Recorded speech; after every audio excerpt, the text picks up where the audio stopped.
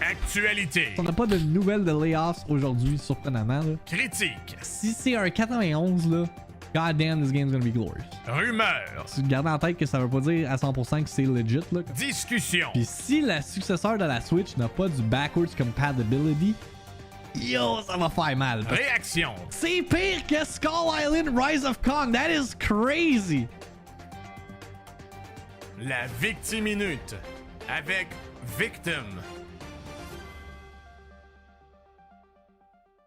Mesdames et messieurs, bienvenue à la VIICTIIMINUTE du jeudi 22 février 2024, où est-ce qu'on jase de l'actualité dans le monde du jeu vidéo et du divertissement. Aujourd'hui, en manchette, on parle des jeux multiplatform qui s'en viennent sur Xbox. J'ai oublié d'update mon document où est-ce que je me mets des notes, là, fait que là, faut que je me rappelle de ce que j'ai écrit dans mon autre scène. Fait que des jeux qui s'en viennent sur les autres plateformes. Les jeux d'Xbox qui s'en viennent sur d'autres plateformes. Les 4 jeux ont officiellement été révélés du côté de Xbox. On parle aussi de Metroid Prime 4 qui s'en viendrait cette année sur Nintendo Switch. Oui, oui. Des critiques aussi pour Dune Part 2 qui sort la semaine prochaine au cinéma. Mais commençons avec les critiques pour un des titres les plus anticipés de 2024, Final Fantasy VII Rebirth, qui sort next week. I'm gonna refresh it one more time. Au moment où est-ce qu'on se parle, avec 94 critiques de lister, les amis, le jeu a une moyenne de 93 sur Metacritic, which is pretty good. Pretty good. C'est un des jeux les mieux cotés depuis 2024. God damn, man. 2024, là. Genre, j'en parlais hier, mais je vais leur dire probablement pour le reste de l'année, là. Faut pas sous-estimer le potentiel des sorties de jeux vidéo de 2024, là. Après des jeux comme Prince of Persia, Like a Dragon Infinite Wealth, Persona 3 Reload, Final Fantasy VII Rebirth, comme vient se joindre à ces jeux-là dans les jeux les mieux cotés de l'année. Fait qu'on va faire un review round-up comme qu'on le fait typiquement quand il y a une nouvelle sortie de jeu vidéo ou quand un review embargo pour une nouvelle sortie de jeu vidéo est lifté. J'ai la critique de IGN faite par Michael I.M. qui dit « A world worth fighting for ». On écoute ce qu'il a à dire à l'instant.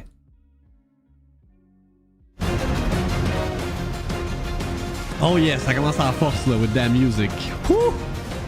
Standing on the edge of Midgar's expressway at the end of Final Fantasy VII Remake, the seemingly infinite possibilities of what could come next left me overwhelmed with a yearning I hadn't really felt from a game before. So in several ways, Final Fantasy VII Rebirth is my wildest imagination made manifest. Its impeccable combat is made fresh again with clever new mechanics and party members, and splitting the original's overworld into gorgeous open regions full of enjoyable side content enriches places I thought I knew so well. That lets this reimagining once again stand as both a stunning reconstruction of a game I've cherished since 1997, as well as an interesting new interpretation of it.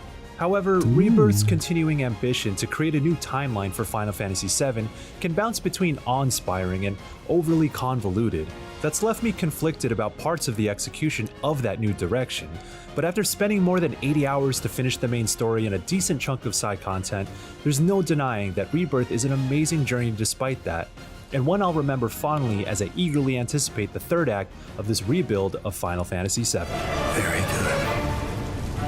By the way, just saying là, je commence à spot des affaires, ok? Moi qui est un newcomer à Final Fantasy, maintenant que la démo est sortie, right? Le gros climax là, de la démo, où est-ce que Sephiroth goes wire, right? Il y a comme une flip la switch tout le monde. But I'm starting to understand some stuff là. Que je sais pas si c'est dans le jeu original, ok? Mais I am interested. I am interested là. Notre boy Cloud là. Maybe he's saying a bit of nonsense out here. Me demande bien. Fill your hollow heart. Me demande bien c'est quoi ses motivations là. Ses vraies motivations. As soon as I stepped foot onto the grasslands, the first of 6 regions that make up Rebirth, I was stunned by its impressive scale.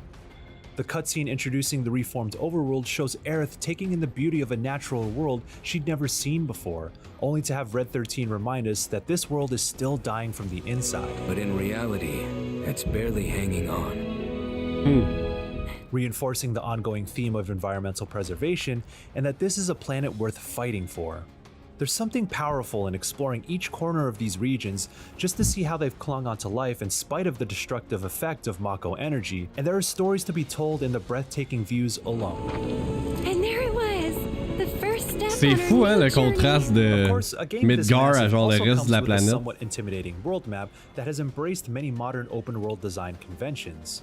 That includes activating towers to mark tasks on your map, but Rebirth manages to transcend that well-worn trope.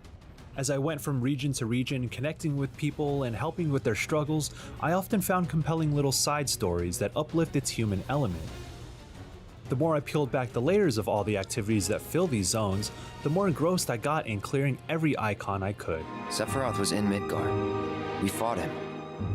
Whatever happened, he's alive. But why come back now? Nearly every task rewards you with XP for your party level to advance an additional progression system called Folios, which unlocks perks and abilities for each character. The biggest additions are synergy abilities, powerful partner attacks that lay on heavy damage and can grant bonuses like extending stagger windows, filling the limit break bar, or temporarily negating all MP costs. You'll also access synergy skills that can be used on the fly to make combat more flexible. A favorite of mine was having Barret launch Tifa into the air to get her within melee range of flying enemies. Yeah, ça c'est quand même OP là. Already intricate combat system by Dans la démo, filling je me gaps rappelle in les the flying action, enemies faisaient making chier. the combat loop more complete, and having party members work in tandem is always charming to see.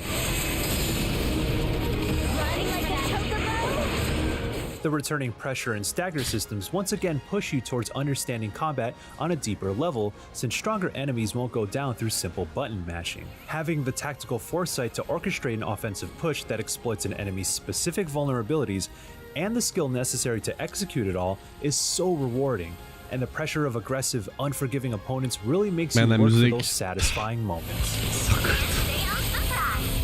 Thanks so much for everything. While the returning cast all fight just as they did in Remake, new enemies and mechanics encourage you to bring out more in your party members. Yuffie can be an absolute menace now, with a party around her and a full game to build out her skill set, standing out as the most dynamic character of the bunch. Ah, ouais. The finally playable Red Allez, 13 chantez la can turn tune! defense into offense with his vengeance stance and fast combos, and destructive abilities like Stardust Ray can make short work of enemies.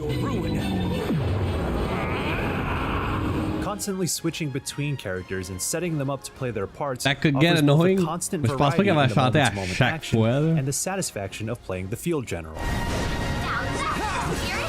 However, at times, there was a little dissonance between how your party functions and what the enemy is capable of doing. Certain foes zip around the battlefield at such high speeds that even the targeting system has trouble keeping up, and getting constantly knocked back or caught in multi-hit combos is an occasional annoyance. Thankfully, these brief moments of frustration never overshadow the soaring heights Rebirth's combat reaches. With enough practice, preparation, and wits, even the hardest battles are a thrill to conquer.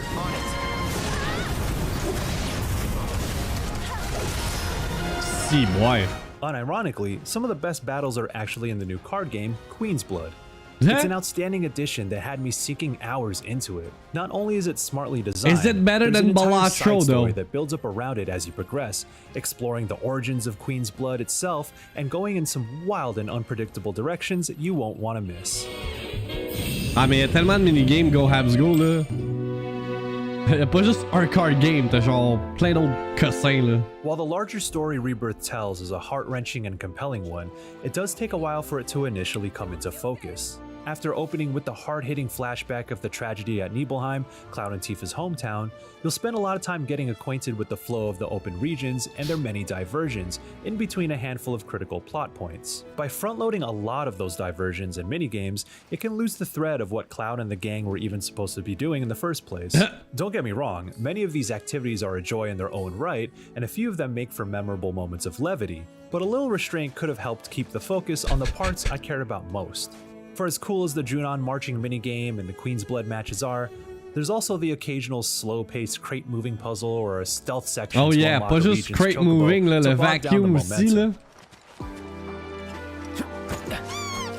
That said, these are ultimately small blemishes on what is largely a fantastic revision of Final Fantasy VII. And if anything, the more robust minigames capture just how goofy the PS1 classic always was, and leaning into that absurdism works wonders for staying true to its identity.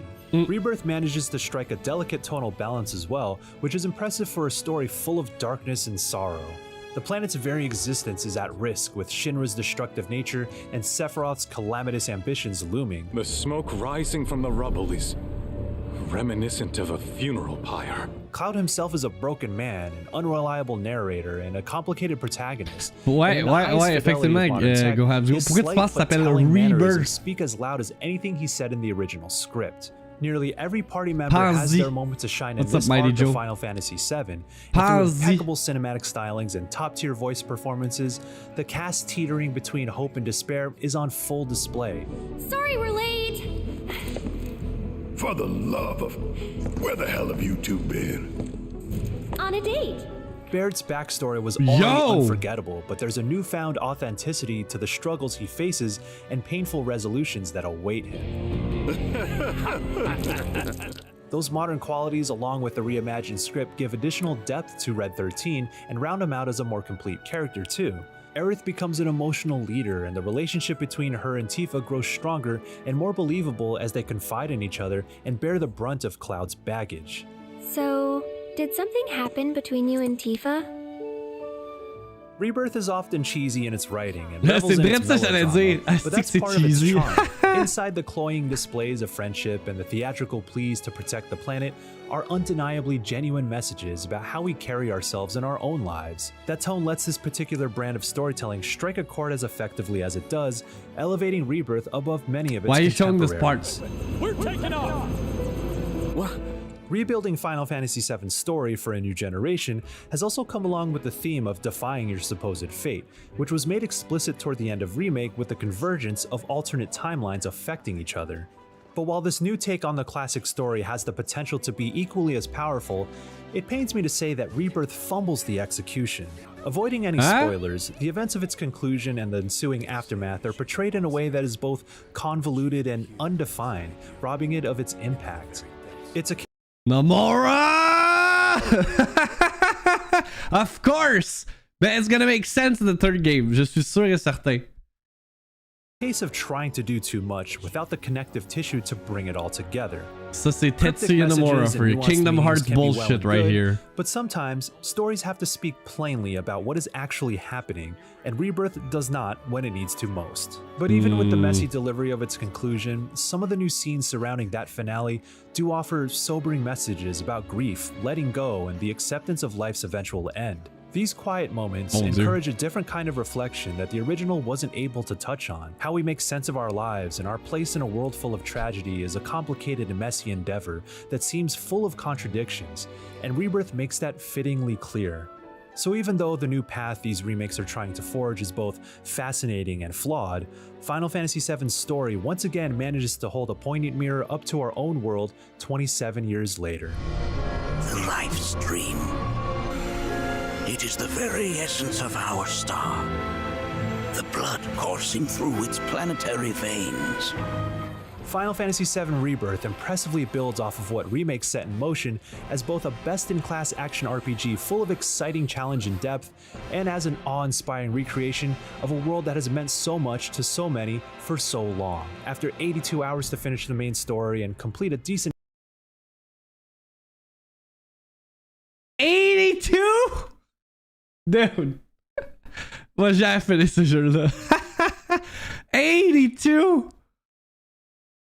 God damn. Chunk of side quests and optional activities, there's still so much to charge be in done, PlayStation making Portal, this pivotal man. section of the original feel Ça va absolutely être joué sur la massive. Portal Minigames, side quests, avec and other Bibi enticing sur le diversions couch. fill the spaces of its vast and sprawling regions, painting a new and more vivid picture of these familiar locations. But more than just being filled with things to do, Rebirth is often a powerful representation of Final Fantasy VII's most memorable qualities. It does fumble the execution of its ending, getting caught up in the mess of its multiple twisting timelines. lines, but new moments and the overarching journey managed to evoke a deeper sense of reflection in spite of that.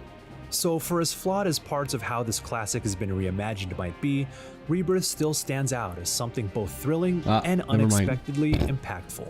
Still alive. 9 out of 10, ça j'ai vu. Stands out as something both thrilling and unexpectedly impactful. Still alive. Miraculously, yeah.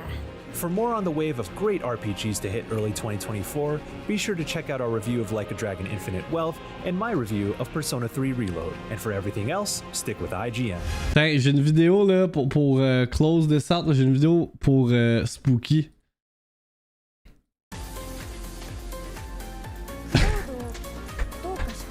Y'a des swimsuits, chat!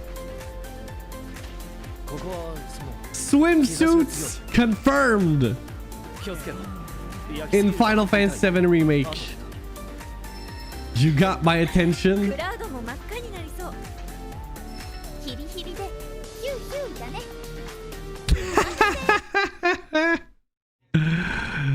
Oh là là. Ok, 9 out of 10, 9 sur 10 du côté de IGN pour Final Fantasy VII Rebirth. Pretty good, pretty good. On regarde d'autres critiques on the Metacritic side. By the way, just as you know, as you should know, le 93 sur Metacritic fait en sorte que c'est le second highest reviewed Final Fantasy game of all time. Derrière Final Fantasy IX, really, Final Fantasy IX c'est considéré le meilleur selon les critiques. It's now the highest scoring Final Fantasy game of the last 23 years. That's crazy. Like le highest rated Final Fantasy game en 2020, depuis 23 ans, je vais dire en 2023, mais c'est pas tout ça. Fait que it's been a while. It's been a while. This game's good. This game's good si on se fie aux critiques.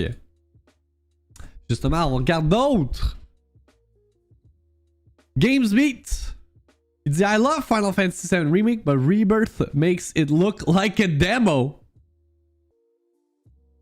Damn. Là, Irlek, il me dit Hey Poor Player qui ont également donné un 10 sur 10. It's not often we see a Game of the Year contender so early in the year. Elden Ring, anyone? V'là 2 ans. But here we are. Final Fantasy VII Rebirth is an unforgettable follow-up to one of the finest remakes ever produced. Deftly building upon the rock-solid foundation of its predecessor, it evolves the combat and progression systems in subtle yet exciting ways while setting you loose in a massive world that you want to explore to the fullest. With countless activities to keep you busy and a gripping story that will leave both Final Fantasy VII veterans and newcomers alike on the edge of their seats, Final Fantasy VII Rebirth is an unmissable adventure. Damn. Quelqu'un une PS5 achetée, je la prendrais, merci. Demande à Drix, là, va sûrement la vendre bientôt, là. Éternel insatisfait. Je peux jeter la mienne pour 700$. Are you sure about that? VGC, t'allais faire le call temporal. Il est-tu là, le tabarnak, là? Il a acheté la machine spécifiquement pour... spécifiquement pour Rebirth. Il y a d'autres jeux, mais une des raisons, c'est à cause de Rebirth, là. Final Fantasy VII Rebirth is an excellent RPG with some of the best characters in the gaming canon, while some open world content skirts the edges, and the game's main narrative is left somewhat deflated. The time spent with Aerith, Tifa, and the gang makes this a hugely enjoyable road trip you'll be playing for hundreds of hours. J'ai également donné un 10 out of 10, ou un 5 out of 5 plutôt. Mais là, ça semble être le point principal critique, là, ou la critique principale, j'aurais plutôt dire, pour Rebirth, c'est l'histoire. Ce qui est quand même, en tout cas pour moi je parle, dommage parce que une des affaires que j'avais vraiment aimé de Remake, c'était justement l'histoire. Une des raisons pourquoi le jeu avait autant été mémorable, c'était à cause de l'histoire. Puis là tu me dis que l'histoire c'est un peu, tu sais, la critique d'IGN en parlait, comme quoi que la fin c'est comme un peu convoluted, doesn't make a lot of sense. Puis même VDC en parle, ça me déçoit un peu parce que pour un newcomer comme moi qui a jamais expérimenté l'histoire complète de Final Fantasy VII de manière OG là, quand le jeu original est sorti, moi je veux voir justement comment tout ça shapes up to be, là, you know? mais semblerait-il que c'est pas l'élément percutant de Rebirth. Il va y avoir une patch pour la fin de la sortie. Comme dans... c'est quoi le jeu qui a eu ça? Mass Effect 3, right? C'est ça que s'il y a eu un update parce que le monde n'était pas content de la fin. Hey, il y a beaucoup de 10 out of 10 là. That's crazy. Où ça se fait pour GTA 6? $6.99 un sac de chips, mon last offer. Oups, j'ai justement plus de chips chez nous. Let's see, scrolling down the page. Parce que là, on a compris, là, c'est a good game. Let's see what other people are saying. Man, les critiques, man, Jesus. Game Informer 8.5. This sequel went wide, and while that comes with benefits like new ways to explore this beloved world and its various sites, it also comes with drawbacks. There aren't unlike anything fans of the genre have been experienced before, and playing as cherished characters certainly eases the pain, but the tedium and bloat of the open world checklist can sometimes get in the way of where Rebirth truly shines. The best of Remake exists in Rebirth, but the various open world areas surrounding it, the parts that make Rebirth unique from its predecessor, sometimes miss the mark. Ok. Un des points que j'avais soulevé quand j'avais joué à Final Fantasy XVI l'année dernière, c'était au niveau du pacing, right? Je trouvais que le pacing était fucking awful des fois, là. Par bout, ça avait comme un huge epic set pieces qui après ça, c'était suivi par genre un bout parce que tu parlais à des personnages pendant 1 heure, là. J'étais comme sérieux, genre this is god awful. Et j'ai l'impression que ça va être la même chose pour... Je pense que ça fait juste partie de Final Fantasy at this point. Ou de n'importe quel JRPG. Eurogamer a donné un 4 out of 5. Rebirth is a playful take on an emo classic that's bloated but full of character in a bid to justify its own existence. On a-tu des négatifs? On a aucune critique en bas de 8 sur 10. Si tu vois le commentaire de Eurogamer, c'est full négatif, mais il donne un 80 sur 100. What about Kotaku? Il a pas donné de notes. Rebirth is sure to be a more divisive and debated game than Remake was, but in this deep sea of an RPG, I was thrilled by the action and the tactics, brought to emotional highs and lows through its characters, and found myself with an even greater love of Final Fantasy VII, the original and this return, than I thought was possible. Le jeu est plate, 8 sur 10. Ils veulent créer du click. Ben oui, of course. Si tu fais juste dire game's good, le monde cliqueront pas sur ta critique, là. You gotta... Faut t'en beurre un petit peu, là. Juste checker quelque chose avant qu'on transfer over to something else. Pour wrap up ce review roundup. Non, je pense que ça fait le tour. Jason Schreier qui a posté sa critique, là. Pas bien long. There it is. Il dit, pleased to report that I love Final Fantasy VII Rebirth, a game so good that after 45 hours, I'm still not close to done. Man, je lis ça, je suis comme, alright, that's cool, mais fuck my life, man. Je vais finir ce jeu-là en juin, genre. Because I'm compulsively doing every side activity. The acting, the writing, the music, this game nails everything it sets out to do. Final Fantasy VII Rebirth has more minigames than any game I've ever played. The card game Queen's Blood is as good as Triple Triad, if not better. If you played Final Fantasy XVI last year and found yourself wondering where all the charm and humor went, well, it's here. C'est vrai que Final Fantasy XVI, c'était un jeu qui était vraiment sérieux, là. Just in time for Elden Ring. Oh ouais, don't get me started, ça, là.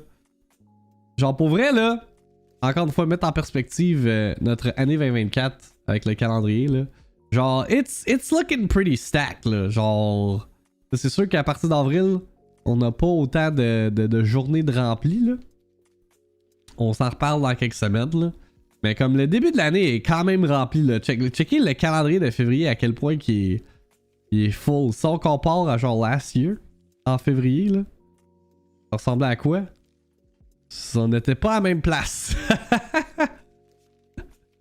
On n'était pas pantoute à la même place, là. This shit feels like the holiday season, baby, là. Wouhou! C'est fou que juste la deuxième partie est plus longue que le OG game au complet. Yeah, ça veut dire qu'ils ont approfondi des trucs là, en masse. Partie de mai, ça va être lousse. J'espère, man. J'espère. Because there's just too much stuff to play, là. Too much stuff to play. Mais il y en a sûrement dans le chat qui ne peuvent pas comprendre la réalité de Your Boy qui essaie de jouer à tout puis d'élargir ses horizons, qui essaie des jeux comme Balatro puis qui sont comme holy shit, this game is good. Puis qui ont pas le temps de finir des jeux comme Prince of Persia. Que c'est pas tant long, là, Prince of Persia, c'est genre 20 hours max, mais comme struggle de trouver le temps parce qu'ils veulent jouer à tout. Il y a tellement de nice games qui sortent, là. Je devrais aller revoir ton show sur Balatro. C'était mardi qu'on a couvert Balatro, les critiques. Fait que tu peux aller check that out, go Habs go. Autant sur Twitch que sur YouTube. Mais je te recommande la YouTube version parce que le timestamp directement dessus la rediffusion. Et pour closer notre Final Fantasy Talk pour aujourd'hui, donc the game's good, buy it, releases next week sur PS5, all that fun stuff. On a un message de Nomura himself, le directeur ou le réalisateur créatif derrière Final Fantasy VII Rebirth en prévision de sa sortie, qui a certaines directives. Puis je me souviens pas, mais je pense qu'il avait fait la même chose pour Final Fantasy VII Remake back in the day. Back in the day, il y a 4 ans. Il dit, the launch of Final Fantasy VII Rebirth is nearly here with only 7 days to go. Our live streaming and content sharing guidelines have already been announced, but please follow me to communicate this important request again. When posting anything that strongly relates to the game's story on social media and video sharing sites, I ask that you please make sure to include spoiler warnings so as not to affect the experience of those who have yet to play the game. I would also be very grateful if you could refrain from using any scenes from those vital parts of the story in your video thumbnails. We deliberately did not restrict the record and share functions for any areas in Final Fantasy VII Rebirth. La raison pour laquelle il mentionne ça, c'est que il y a certaines cutscenes, je me souviens, dans Remake, que tu avais le pop-up sur PlayStation 4, comme quoi que tu pouvais pas genre capturer d'images ou de recording du jeu, là. Pour limiter les spoilers. Là, semblerait-il avec Rebirth, ils ont enlevé ça. As we want you to be able to share and comment on your gameplay experiences, still, I am making this request to ask for respect towards all the players out there who want to avoid any spoilers until they have personally completed the story. Full details of sharing guidelines and other points of caution can be found in the URL in this post. I ask for your understanding and cooperation so that everyone who has waited so long for this day can enjoy Final Fantasy VII Rebirth to the fullest. C'est quand même fou, hein, qu'ils se doivent d'écrire des messages de même pour pas que le monde spoil, pour pas que le monde soit des estis de fuckers on the internet puis qui ruinent les expériences, l'expérience pour les autres, là. Il te manque un jeu d'avril dans le Victime calendrier, un actual banger. Nevermind, il est juste pas le bon jour. Aiden sort le 22 selon Steam, pas le 23. Ah ouais? Ça se peut qu'il y ait une erreur qui s'est glissée. Je peux valider là.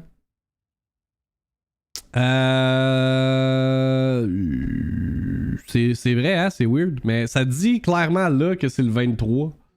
Mais t'as raison, c'est le 22 sur Steam. Attends, on va aller checker sur Wikipédia qu'est-ce que ça dit. Ça dit le 23 aussi.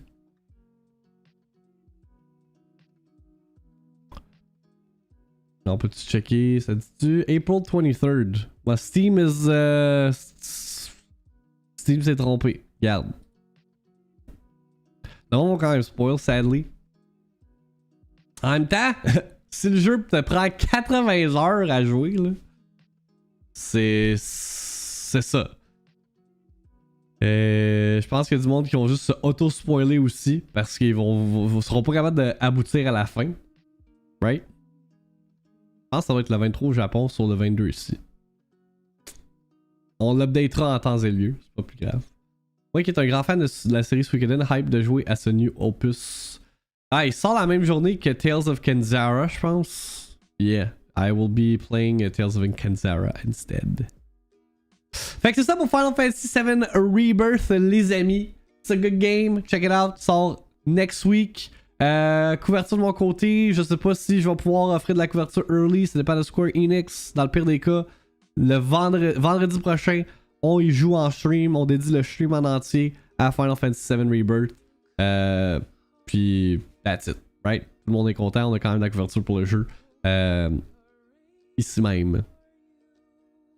Comme Homer Simpson qui sort du cinéma puis qui dit j'en reviens pas que Darth Vader c'est le père de Luke. Super fort pour le monde qui entend dans la file. Ouais, là c'est ça. Ah yeah! J'attendais ce moment depuis un bout là. Mouché. Off camera.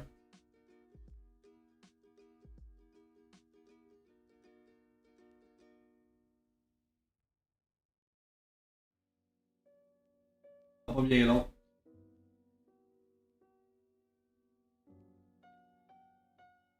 Gotta make sure là qu'il reste plus rien. Alright. Poursuivons maintenant avec d'autres nouvelles connexes à des jeux qui sortent sur PlayStation. En fait, la plateforme qui est PlayStation. Parce que là, Alex l'a mentionné plus tôt dans le chat ce matin. Aujourd'hui, c'est le premier anniversaire de la PlayStation VR 2. Un appareil qui, selon moi, ok, a manqué un peu d'amour en un an. On rit un peu de la PlayStation VR 2 en disant qu'il manque de jeux. Hein? C'est un VR headset qui a un prix d'entrée quand même assez cher. Puisque, ben, c'est un VR headset qui fonctionne seulement sur PlayStation 5. Donc, ça veut dire qu'il faut que tu achètes la machine PS5 en plus du VR headset, ce qui te revient à genre 1500$ overall. Là. Ce qui est quand même cher pour un VR headset, right? C'est sûr que c'est moins cher que, mettons, le Apple Vision Pro, mais reste que pour la quantité ou l'offre de service qui est PSVR 2, c'est cher. C'est beaucoup d'argent pour adhérer à l'écosystème. Et là, semblerait-il qu'il y aurait un changement de stratégie du côté de PlayStation concernant la PSVR 2 parce qu'il prévoit amener du support pour les PC cette année. We are winning!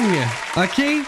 Ça, là, ça aurait dû être une fonctionnalité Day One. Là, je comprends la stratégie de PlayStation initialement. Ils veulent que les gens achètent la PS5. Ils veulent que les gens achètent le VR headset. Mais la réalité est que il n'y a pas assez de jeux pour genre justifier l'achat.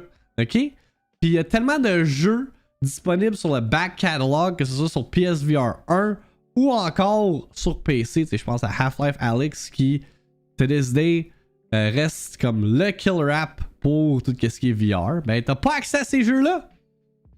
Fait que le PC support prévu pour cette année. Fait que là, ça fait en sorte que juste PSVR 2 va avoir comme les opportunités là, d'expérience pour PSVR 2 vont tellement ouvrir. Puis ça fait en sorte que là, c'est un peu plus facile de justifier l'achat de ce VR headset-là. Parce que, tu sais, tu regardes les autres compétiteurs, t'as Valve Index, t'as MetaQuest, qui est beaucoup plus abordable, right? Puis t'as pas besoin d'un ordi ou même d'une console pour pouvoir expérimenter tout ce qui est la réalité virtuelle au travers des jeux vidéo. Mais là, t'as comme un nouveau catalogue de jeux qui pourrait potentiellement s'ouvrir pour PSVR 2 sur PC. Puis c'est un VR headset, tu sais, comme si ceux qui ont un PSVR 2 le savent là, que la technologie derrière ce headset-là est fucking cool. Tu sais, comme c'est fou de jouer à Resident Evil 4 en VR mode et de te sentir comme si c'était la vraie vie tellement que la fidélité visuelle est au rendez-vous. Même chose pour Horizon Call of the Mountain, là. Fait que je pense pas que tous les jeux genre qui sont supportés sur PC avec PSVR 2 vont avoir comme un visual upgrade. Mais quand même, de pouvoir comme utiliser la technologie de PSVR 2 sur d'autres expériences qui sont pas sur PSVR 2 encore, that's pretty sweet if you ask me. Donc, in a new PlayStation blog post today, PlayStation announced that it's planning to add PC support for the PSVR 2 system sometime in 2024. The company said that we are currently testing the ability for PSVR 2 players to access additional games on PC. Fait que, remarquez ça, là. Ça, c'est quelque chose qui a vraiment attiré mon attention. Il spécifie que c'est au niveau des jeux. OK? Fait que for them weird people out there là, qui veulent faire autre chose avec leur VR headset, je pense pas qu'on va être rendu là. OK? C'est pour les jeux strictement. Si vous voulez aller sur des sites là, and experience some weird VR experiences là, I don't think this is gonna be possible. OK? On verra rendu là. Since these plans are only still in testing, fans might expect PC support to arrive later in the year. However, this is only speculation. PlayStation did not reveal an exact release date, but the company did confirm we hope to make this support available in 2024. Je vais peut-être me le pogner si ça marche bien sur PC. God damn, le cash est là pourtant. Yeah, pas de porn en VR. Ben, tu sais, peut-être qu'il pourrait faire en sorte que tu peux naviguer, je sais pas, utiliser comme un web browser ou whatever, mais tu sais, comme en ce moment, sur PlayStation 5, to my knowledge, il n'y a pas de web browser, fait que t'as aucun accès à genre ces sites-là. C'est vraiment strictement pour les jeux. Puis, d'après moi, ça va rester le cas, là. Je sais pas si la PlayStation VR 2 est équipée pour aller au-delà de ça. Ce qui est quand même dommage parce que tu sais, c'est un VR headset à genre 800$, là. Genre, can I use it to its full potential? Can I watch porn, goddammit, PlayStation? Hey, est-ce 800$? Can't even jerk off the VR women, là. Or men, or whatever the case may be pour peu importe la personne, là. Tu sais? Tu n'as pas fait de recherche pour le content? Pas le temps, man. Pas le temps d'aller voir. Hey, peux-tu boot up some porn on my PlayStation VR 2? C'est trop time consuming, là. Fait que, yeah, that's a pretty huge news pour PSVR 2. La première fois que j'ai fait ce matin, c'est que j'ai envoyé le tout à Bibi, parce que Bibi est comme, là, on devrait vendre la PSVR 2, là, puis s'acheter genre la MetaQuest. Y'a pas de jeu! Y'a pas de jeu parce qu'il y a pas de support sur PC encore. Là, l'achat va être rentabilisé une fois que PC support va être disponible. Fait que ça m'excite grandement parce que vous le savez, je roast la PSVR 2 depuis qu'il est sorti, depuis que je l'ai en fait, là, comme it's sitting in my drawer, fait un bout je l'ai pas boot up, là. Puis le use case aussi, tu sais, comme juste set it up pour les expériences à l'heure actuelle. Tu sais, je n'ai pas la motivation de mettre le VR headset pour jouer à Horizon Call of the Mountain ou encore Resident Evil 4 VR, ben principalement parce que ça m'a foutu la chienne quand je l'ai essayé, là. C'est plus pour ça. Mais bref. Fait que PSVR 2 coming to PC plus tard cette année, hopefully, si on se fie à ce que PlayStation ont annoncé ce matin. Et parlant de ça, il y a un jeu qui a été annoncé pour PSVR 2. Little Cities Bigger. Je sais pas c'est quel genre de jeu. Ça sort le 12 mars. C'est un Virtual Reality City Creator. Mais c'est-tu en rapport avec City Skyline? Je pense pas, hein. On regarde le trailer.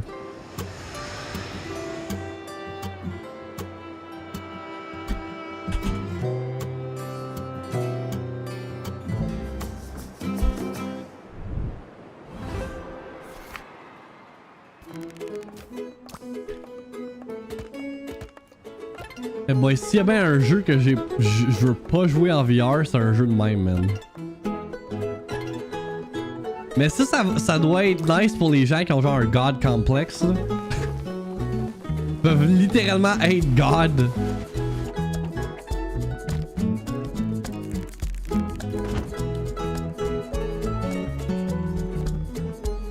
Ah, tu peux faire... ok, beaucoup de possibilités. Mettre un volcan en plein milieu, là. And the occasional natural disaster. Nice! Si tu veux détruire ta ville, là.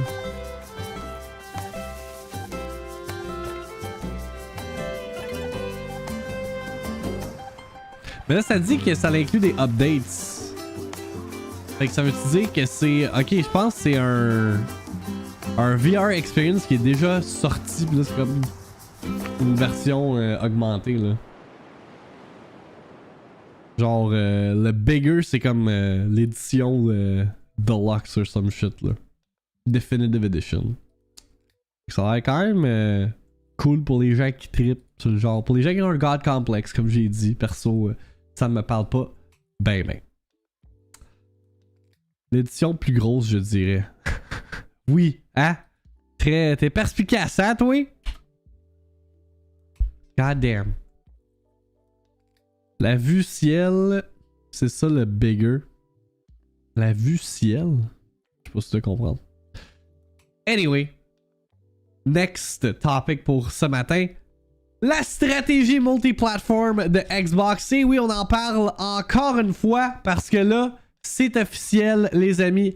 Voici les 4 jeux de Xbox qui s'en viennent sur d'autres plateformes. Donc hier, pendant le Nintendo Direct Partner Showcase, on a eu l'annonce comme quoi que Grounded et Pentiment, 2 jeux de Obsidian, s'en venaient sur Switch.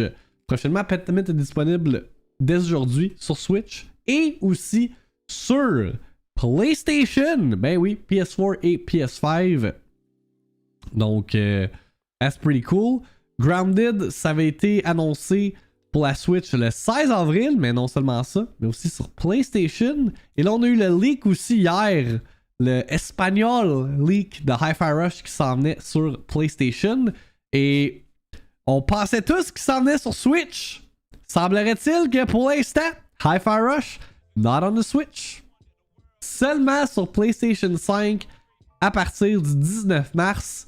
Et même chose pour Sea of Thieves à partir du 30 avril sur PlayStation 5. Donc, ça prenait juste le Nintendo Direct là, pour open the floodgates puis faire en sorte que Xbox annonce officiellement les fameux 4 jeux multiplatform qui s'en viennent en fait. Fait que Grounded, Pentiment, Hi-Fi Rush, Sea of Thieves, si vous avez vendu votre Xbox, là, ça c'est mon message à tous les Twitter idiots out there là, qui ont commencé à râler de la merde pendant des semaines, là, puis à panic, cry in the club, fall to their knees in Walmart. Si vous êtes moindrement upset que ces 4 jeux-là s'en viennent sur d'autres plateformes, là, vous êtes juste imbécile, ok? You got Grounded, you got Pentiment que genre 2 personnes ont joué. OK? Hi-Fi Rush qui est paru last year. One of the best games de la dernière année. Sea of Thieves qui est paru en quoi? 2019? 5 years comme live service game. Come on now. Genre, it's not Gears of War, it's not Halo, it's not Forza. Vous gardez vos exclusivités. C'est des jeux qui sont qui ont une emphase sur la communauté. Right? Grounded, Sea of Thieves, qui ont un emphase live service-y, ou encore qui sont des titres à plus petite échelle, genre Pentiment et Hi-Fi Rush. Right? Qui sont comme des passion projects, des expérimentations pour des studios qui ne font pas ce genre de style-là. Right? Obsidian qui fait un narrative game all about reading. Obsidian fait pas mal de narrative games, ils sont pas mal spécialisés en RPG, quoique Grounded c'est plus un jeu de survie. Tu sais, Tango Gameworks qui ont fait Hi-Fi Rush sont, ils ont fait Ghostwire Tokyo, ils ont fait The Evil Within avant ça, fait que c'est un jeu justement qui sort de leur zone de confort. Fait que voici le breakdown de tout ça. titres qui ont été annoncés via le Xbox Wire officiellement. Fait que... yeah man, c'est ce qui avait été discuté et qui était dans le rumor mill depuis la semaine dernière. Fait que, juste pour réitérer, the biggest games in the world will be on Xbox. Our first party games will come to Game Pass Day 1. A robust and innovative multi-year hardware roadmap. Compatibility with your library is a priority, inclusive of crossplay, cross-save, and robust cloud features. Xbox will continue to help game creators find the biggest audience possible. Fait que, essentiellement là, guys, il n'y a rien qui change dans la stratégie d'Xbox. Il y a juste certains vieux jeux qui vont avoir une deuxième vie sur d'autres plateformes. Et même encore là, c'est quoi ça une deuxième vie? Parce que tu regardes des titres comme Sea of Thieves, man. Wait, c'est où mon article sur le player base de Sea of Thieves? En tout cas, juste Grounded, là, admettons Grounded, là, je voulais parler de Sea of Thieves, mais si on prend Grounded parce que j'ai pas mon onglet for some reason, là, et c'est sûrement disparu.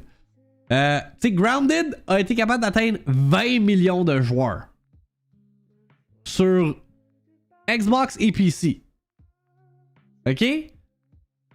Là, ce jeu-là va être disponible sur Switch et PlayStation. Comme le potentiel est huge. Là, 20 millions de joueurs, moi je considère ça un succès. Vous allez voir dans quelques instants, on parlait de Skull and Bones. Yo, ça, c'est ce que je qualifie pas un succès, ok? Fait que 20 million players, pis, man, faut que je trouve le truc de Sea of Thieves, ça me gosse là. Sea of Thieves, player count.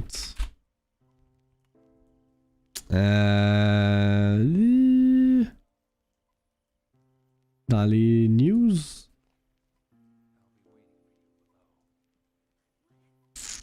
Je le trouve pas, man. Je l'ai vu passer hier. Je suis pas fou, calique. C'est ça? Merci, Droppy. C'est ça que je cherchais. Fait que, tu sais, Sea of Thieves, de son côté, 35 millions de joueurs, là. Fait comme, le jeu va être disponible sur PlayStation en plus. Comme, fuck. Tu peux doubler, même peut-être tripler, là. C'est fou. Nacho, soy not talking espagnol, man. Désolé. C'est ça l'avenir d'avoir les jeux sur toutes les consoles. Ça laisse le joueur choisir sur quelle plateforme jouer. Les guéguerres Xbox, PlayStation, c'est tellement 1990. Right? Pis tu sais, le seul comme publisher qui n'a pas une stratégie multiplatform, là, c'est Nintendo. Et potentiellement n'aura jamais de stratégie multiplatform. Parce que c'est Nintendo. Mais PlayStation le font aussi. C'est littéralement la même stratégie que PlayStation. Comme ta gueule. Sauf que les jeux de PlayStation, c'est pas sur Xbox, c'est genre sur PC. They're literally doing the same fucking thing, là. Ok? Fait que, genre, comme Block il dit, la panique était zéro justifiée.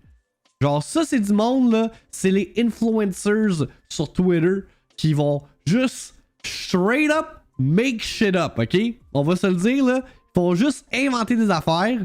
Puis là, vu qu'ils ont un gros following, ben ça va spiral out of control. Puis là, people are gonna lose their mind. C'est exactement ça qui est arrivé, v'là quelques jours. Puis justement, j'ai retweet something qui était en lien avec ça hier, là. C'est notre boy Danny Peña, animateur de Gamertag Radio, qui a publié Remember a few weeks ago when people thought the world was ending because some exclusive games were going multi-platform? Et moi qui repost le tout en disant Man, that shit was funny as fuck. Cause it was! Parce que people were losing their minds basés sur absolument rien. Parce qu'ils étaient juste en train de make shit up, là, tu sais. Anyway. Donc, on regarde la bande-annonce pour Sea of Thieves qui s'en vient sur PlayStation le 30 avril prochain.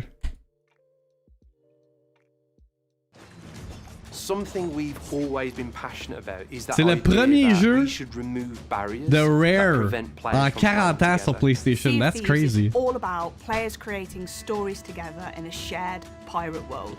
The fact that players on PlayStation can step into that world and you can cross-play with all of those other platforms just means that it's such an exciting time for Sea of Thieves. This announcement is a huge moment for Sea of Thieves. We've been on a 6-year journey. We've had millions of players on Xbox and PC, and it's huge to be able to bring PlayStation players into our Sea of Thieves family. The chance to bring that game to a completely new audience, it's monumental, it's this surreal moment to us. Sea of Thieves has always been this shared world where the stories you have are enriched by the variety of people that you can encounter. And so for us to be able to open it up to so many more people just means that the type of memories, the type of things you're going to have happen out on the scenes are just going to be so much richer now. If you have a friend who has Sea of Thieves, you can play with them, and you can play with them regardless of what platform they're on. And that's going to be an amazing experience. This is the first time in Rare's nearly 40-year history that we've shipped a game on a PlayStation platform, and that is cause for celebration for both Rare as a studio and Sea of Thieves.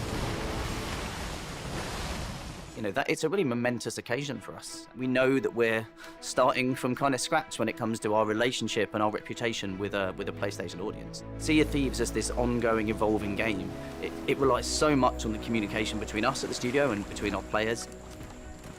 So while I might be incredibly biased on this note, the Sea of Thieves community is the best gaming community out there. And that is a bold claim, but I truly believe it. It's very special to us, and we care very much about the community and what that means to our game. The Sea of Thieves community is so diverse, from prop making, role play, fan fiction. Hello, Cheval 4, pas de pire aussi, bon matin. Deepest aspects of the lore and story, those who Je suis dans mon rant de Xbox those who just fanboys. enjoy coming into the Sea of Thieves world to socialize. For players who are joining our community, you will find your crew. Just having those players play Sea of Thieves, see what they enjoy, hear their feedback, hear their stories, and just genuinely excited to see a new set of gamers and a new audience enjoy our game for the first time. Seeing new players discover Sea of Thieves has always been a truly magical experience. Bro, Sea of Thieves community be like, fuck you and your ship, you little piece of shit. Come and join us on this adventure. The Sea of Thieves community is so nice, it's so welcoming. On va juste s'envoyer chier. Fait que, yeah man. There you have it, la confirmation comme quoi que Xbox is bringing their games to other platforms. En fait, on le savait déjà, c'est juste que là on sait c'est lesquels. Puis c'est ça, c'est la raison pourquoi ils ont pas annoncé le tout la semaine passée lors du fameux podcast là. Parce que justement ils voulaient laisser aux partenaires en Nintendo la place pour annoncer le tout là. Sûr c'est pas une bonne nouvelle pour Ubisoft et sa game. Ça. Il annonce ça. Je pense pas qu'Ubisoft était très content de voir qu'il y a un autre Pirate Game qui s'en vient sur PlayStation là. Ils ont fait comme on aurait pu bénéficier là, du player base et tout ça. Si on revient à Hi-Fi Rush quelques instants, le jeu va recevoir une sortie physique non seulement sur PlayStation mais aussi sur Xbox. Et là c'est un peu bizarre, ok? Parce que c'est pas Xbox qui va être en charge de amener le jeu de manière physique, ok? Ça va être Limited Run Games et il y a beaucoup de gens qui critiquent le tout parce que c'est comme clairement que Xbox pourrait s'en charger, mais à la place ils font affaire avec Limited Run Games qui est un third party qui font plein de physical bundles pour des jeux principalement digital seulement. Mais c'est ça, comme Blocky dit, Limited Run, il annonce fucking plein de jeux, puis ça prend du temps avant que les gens les reçoivent, là, tu sais. Enjoy receiving your game in 2 years. You know, tu sais, c'est ça. Fait qu'il y a beaucoup de monde qui ont critiqué le fait que justement, ben, Xbox aurait pu se permettre de roll out tout ce qui est les copies digitales de Hi-Fi Rush. Surtout que là, en plus, tu sais, comme...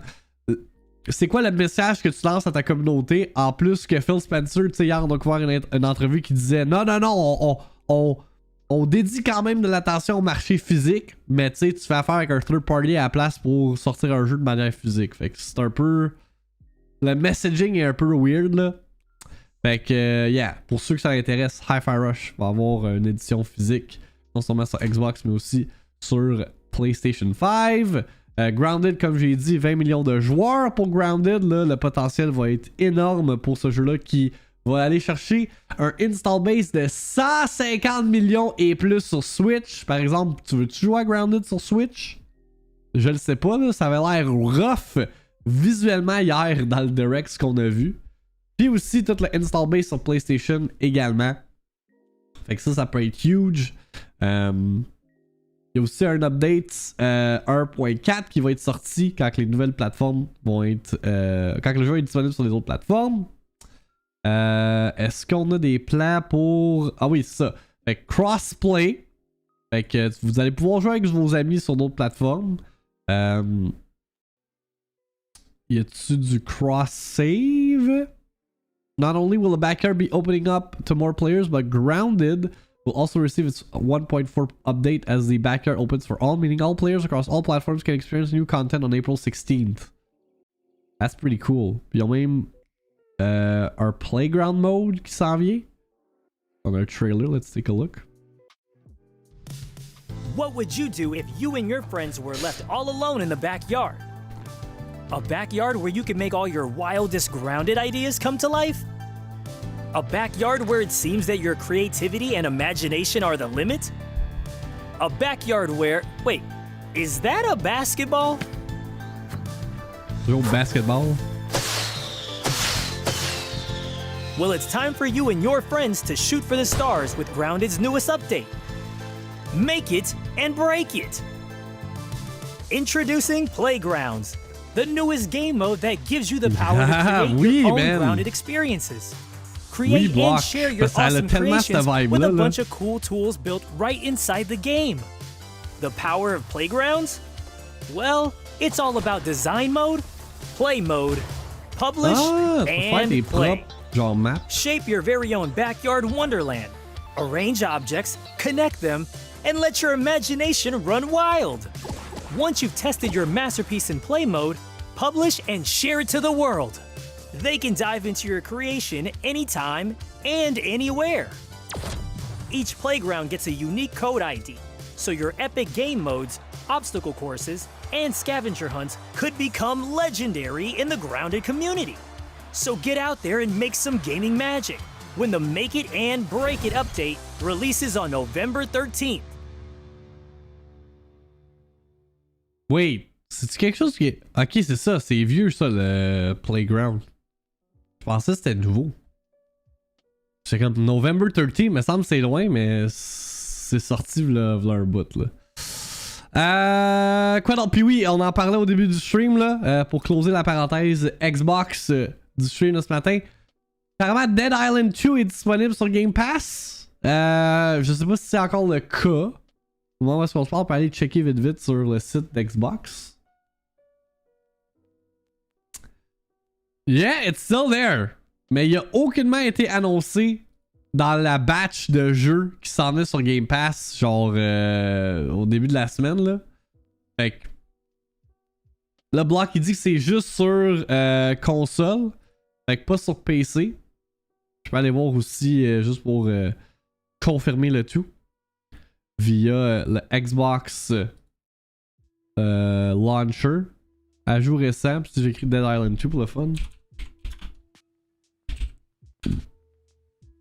Il est même pas là. Il apparaît même pas.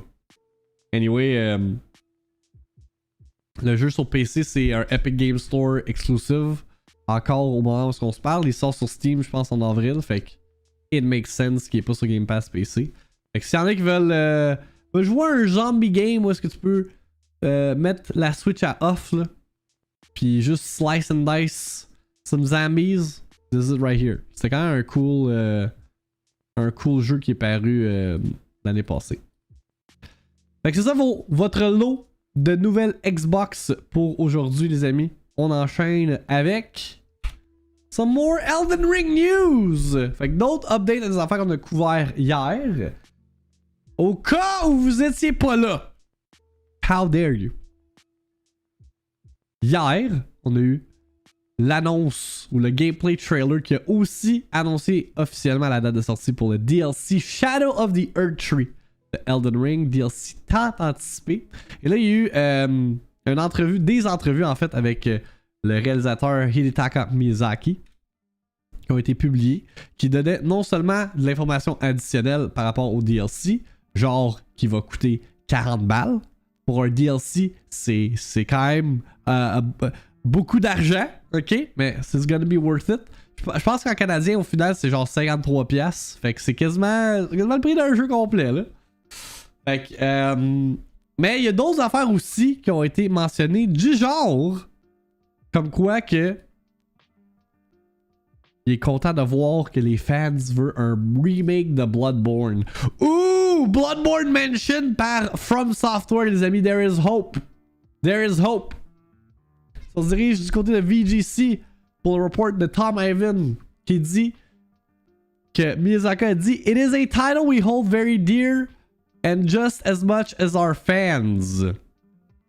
Fans have long called for the studio to revisit the critically acclaimed and influential action RPG which was directed by Miyazaki and published by Sony and PS4 in 2015. Miyazaki, who also directed Demon's Souls, Dark Souls, and the most recently Elden Ring, was asked about a potential Bloodborne remake during an interview with Eurogamer. It is a title we hold very dear, and just as much as our fans, he said, it does make me very happy to see that there are still so many people passionate about it. While not willing to comment on the chances of a Bloodborne remake directly, Miyazaki said he was delighted by fans' ongoing enthusiasm for the game. Put simply, it makes me very happy to see it's a title with a lot of specific memories, both for me and the staff who worked on it, he said. And when we see those passionate voices in the community, of course, it makes us feel thrilled. It makes us feel very fortunate to have that and have those memories. Traduction, il est content de voir que les fans ont encore de l'argent à dépenser. Yeah, exact. I just hope ils peuvent le sortir en dehors du Sony Jail. Ouais, non, c'est ça. Parce que vu que c'est un jeu qui a été publié par PlayStation, right? C'est eux qui ont comme les droits. Fait que c'est pas... la décision ne revient pas à From Software. La décision revient plutôt à PlayStation s'ils veulent remake... voyons, j'allais dire From Software, Bloodborne. Fait que it's not that easy. It's not that easy. Autre affaire mentionnée dans le lot d'entrevues avec Miyazaki, c'est comme quoi, est-ce qu'il voudrait faire un autre jeu au sens ou au niveau de... comment je pourrais dire ça? Sur la même envergure que Elden Ring. Il dit, I don't know if it's something I can start working on right away. But if it's allowed, I'd like to give it a try. Want to make use of the experience I gained from working on Elden Ring. Fait que comment tu fais pour surpasser un masterpiece comme Elden Ring? Seul le temps le dira, les amis. Seul le temps le dira. On a d'autres infos concernant Shadow of the Erdtree qui ont été mentionnées dans une entrevue avec Famitsu. Shadow of the Erdtree development started after the base game was released. DLC is not set in the distant past or future, but the same timeline as the base game. No plans for future DLC after Erdtree, but he won't rule out future Elden Ring content. Fait que sûrement des updates ici, là. Mais pas de full-on DLC, parce que je pense que ça va être un DLC auquel on va se rappeler pendant longtemps. Hey, juste le fait qu'il y a un Collector's Edition pour du DLC, guys, c'est du jamais vu. Mesmer is the character in the key art on the same level as Godric, Millennia, etc. Fait que ça semblerait que ça va être un personnage d'envergure. Some of the 8 new weapon classes, Japanese greatsword, monk style hand-to-hand combat, fully thrown weapons, and more. Some sort of new level up mechanic is in the DLC, similar to attack power in Sekiro. Google Translate is rough, but it sounds like it will let you customize the difficulty somehow. It allows you to say things like this boss is tough, so let's explore another area and try again after becoming stronger. Ce qui est un peu le mot d'ordre pour l'expérience générale de Elden Ring, là. Fait que, yeah. Pretty cool. C'est pas Mesmer. Je pensais pas qu'il faisait encore des shows. Il annonce ça. Il s'est réincarné en this dude with snakes and shit. Monk style hand-to-hand hype. Au compte de 3. Qu'est-ce que tu faisais au compte de 3? Je suis pas sûr de comprendre. Fait que yeah man, le hype est real pour Elden Ring Shadow of the Earth Tree qui sort le 21 juin prochain. C'est quoi le jeu qui sort le 21 juin qui va se faire overshadow là? C'est Shin Megami Tensei V Vengeance. Yeah. Good luck. Anyway, c'est un old release là, quoi qu'il y ait du nouveau contenu. Mais la seule personne qui va jouer à ça, I guess, c'est Erilek. Parce que lui, Shin Megami Tensei 5, là, c'est genre son jeu. Pour le reste du monde, ça va être Elden Ring Shadow of the Earth Tree, les amis. Là, il est quelle heure? 10h39? Ok, on peut go a bit for a while avant de prendre une pause. Juste me moucher parce que I'm gonna need my entire energy pour notre prochain sujet. Oh my god.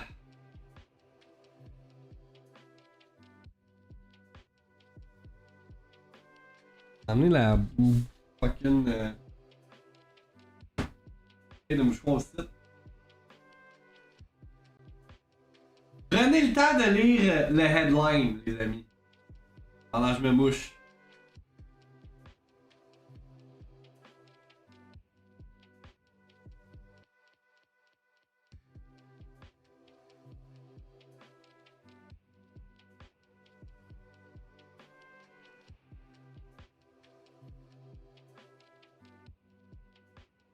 Alright. Juste prêt.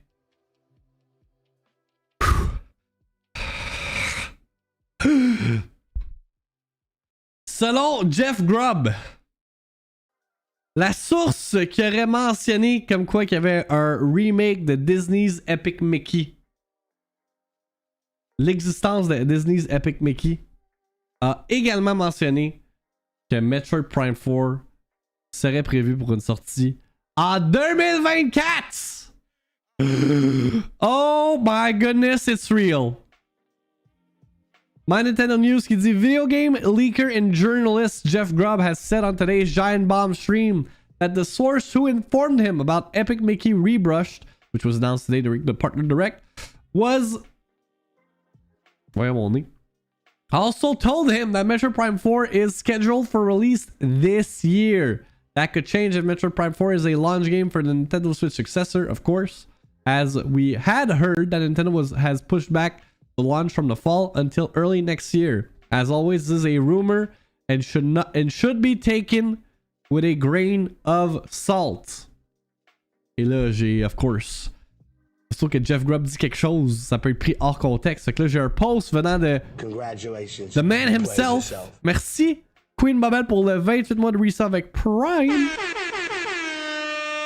Et là, il dit, as always, let me tell you exactly what I know. First, I don't know if the game is coming out this year. I do not know, okay? As in, I'm saying that I don't know, and if you agree I don't know, I won't be mad. But, as of last year, Nintendo was looking to get assets by May of this year. Fait que là, ça monte à l'année dernière, ok? Donc, tu sais, si on se fie à ça, l'année passée, Nintendo devait avoir des plans pour sortir la Switch 2 en 2024. Les plans ont changé aux dernières nouvelles. Fait que est-ce que les plans pour Metroid Prime 4 ont changé également? Who knows? OK? Mais reste que we are close to getting this game. Ou un reveal ou quelque chose. Des nouvelles, goddamn. OK? Parce que pour ceux qui ne se souviennent pas de l'historique de Metroid Prime 4 annoncé officiellement, I want to say 2017, right? Exact. au E3 en 2017 que Prime 4 a été annoncé. Oups. 2 ans après, on a eu l'annonce comme quoi que le jeu il recommençait du début. Retro Studios n'était pas satisfait, Nintendo n'était pas satisfait avec la qualité du jeu. Fait qu'ils ont scrap le jeu en entier pour recommencer. Et depuis ce temps-là, silence radio. Not a single fucking thing par rapport à Metroid Prime 4. La seule affaire qu'on a depuis son annonce, c'est le logo qui remonte à 2017. 7 years, dog! Ok? We might actually get it now. To be honest, c'est un bad move de sortir Metroid Prime 4 sur la Switch avant la sortie de la 2. Ben, ça dépend aussi, right? Si t'as d'autres killer apps pour le lancement de la Switch 2. Les Metroid Prime, ça reste relativement niche, là. C'est pas. Même que ce soit Prime ou un 2D Metroid, c'est pas des titres qui vendent excessivement, là. Oui, pour le hardcore audience, les hardcore Nintendo fans, c'est cool. Mais c'est pour ça qu'il va faire en sorte que le monde va aller acheter la machine, là, tu sais. Ça prend un jeu dans le style Mario Kart ou Mario Odyssey, Zelda pour vendre la plateforme. Selon moi.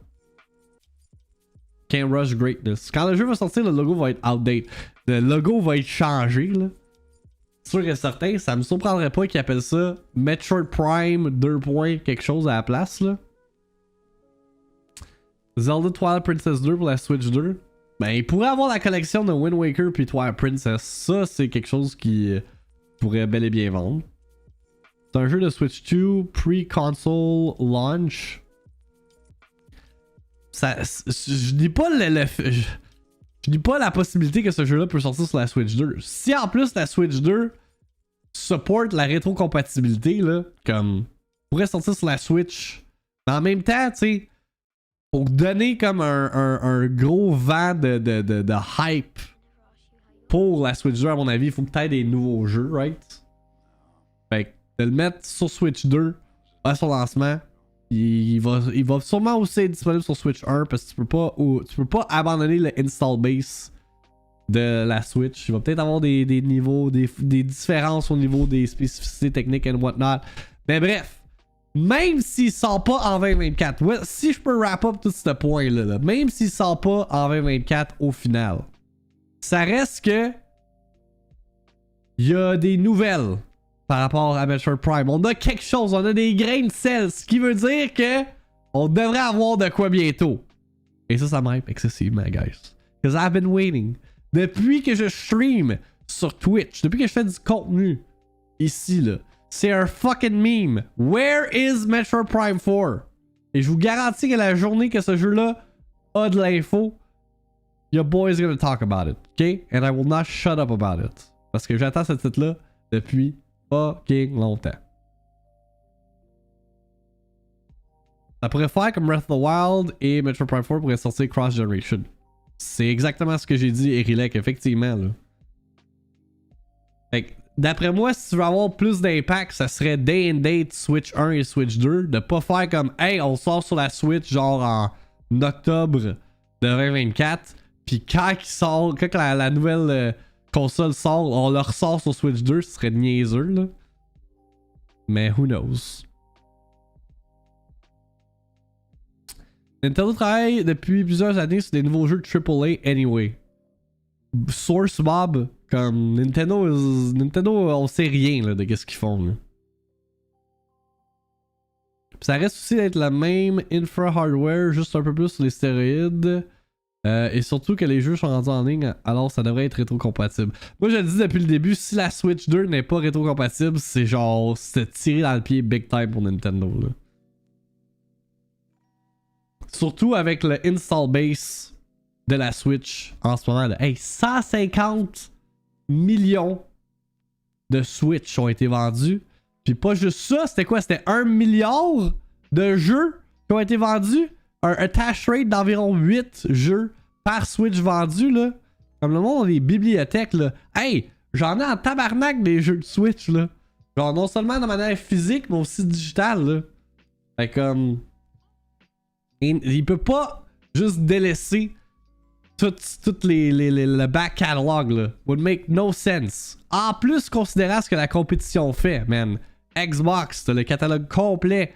PlayStation, tu peux jouer tous les jeux de PS4, puis là, même avec PlayStation Plus, tu peux jouer des jeux de PS1, PS2, PSP quasiment, là. Fait que... ce serait niaiseux, ok? Mais Nintendo peut prendre une décision à la Nintendo de faire fuck you, on revend tous nos jeux de Nintendo Switch sur la Switch 2 plein prix, parce qu'on sait que le monde va l'acheter, tu sais? Nintendo n'a jamais eu la rétrocompatibilité. Rétrocompatibilité, je pense. Ils l'ont eu pour avec la Wii U. Avec la Wii. Puis la Wii avec la GameCube. Avant ça, non. Puis même, si tu remontes à plus loin, là, la DS originale, là, le clamshell, tu pouvais jouer des jeux de Game Boy Advance là-dessus. Et même, tu peux-tu jouer des jeux de Game Boy OG? Ou c'était avec la Game Boy Advance, tu pouvais jouer à des jeux de Game Boy OG? Puis la GameCube, ouais, GameCube, tu pouvais jouer des jeux de Game Boy Advance, c'est vrai, mais ça te prenait le genre de lecteur, là. Et le Game Boy Advance, tu pouvais jouer des jeux de Game Boy Color, c'est ça, right? 3DS, tu pouvais run la DS, yeah, c'est ça.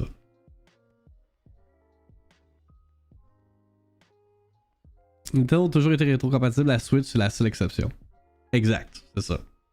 En même temps, ils ont passé du format de CD à disque dans cette génération-là aussi. Fait que ça a mis des bâtons dans les roues. Mais ils ont pu vendre un paquet de jeux en remaster au travers de cette génération aussi. Pour plein prix, là. Fait que... Ils pourraient, man, faire la même chose. La NES, c'est pas rétrocompatible. Ha!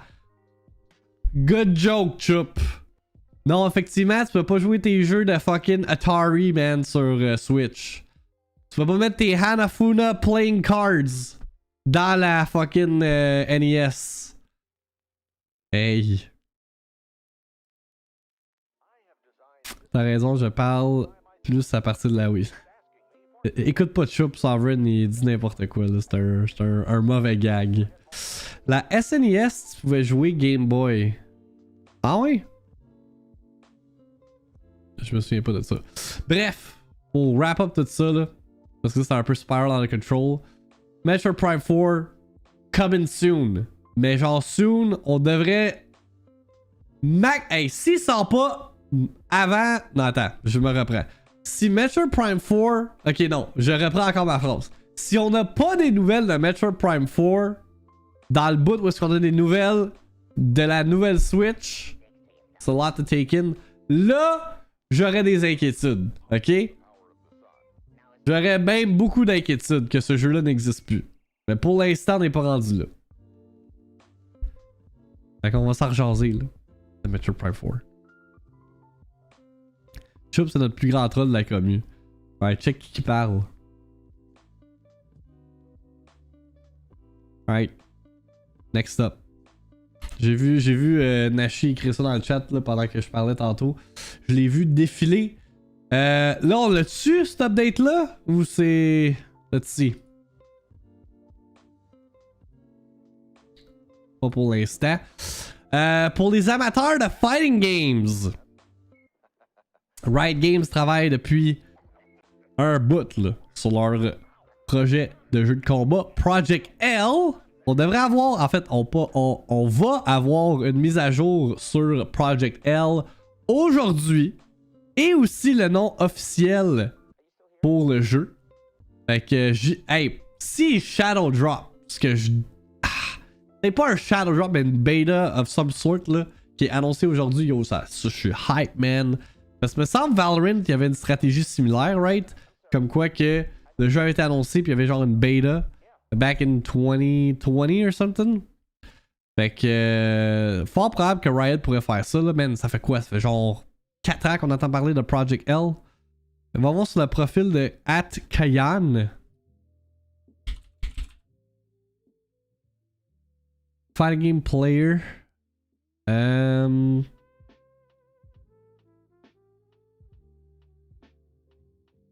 J'ai reçu un petit colis de Riot Games dedans, il y a une lettre avec le nom officiel de Project L. Je le sais un peu en avant-première, mais on va attendre l'annonce officielle. En tout cas, c'est beaucoup plus court que Project L. Ok, ok. Interesting, interesting. On va avoir des nouvelles tantôt. Fait que si c'est en avant-midi, je vais venir au courant. But yeah. Shadow Drop, des beta / demos, ça devrait être un given in my opinion. Pour des jeux avec des emphases, une emphase live service là. Fait que Project L c'est un fighting game, ça l'a toujours été. Spooky.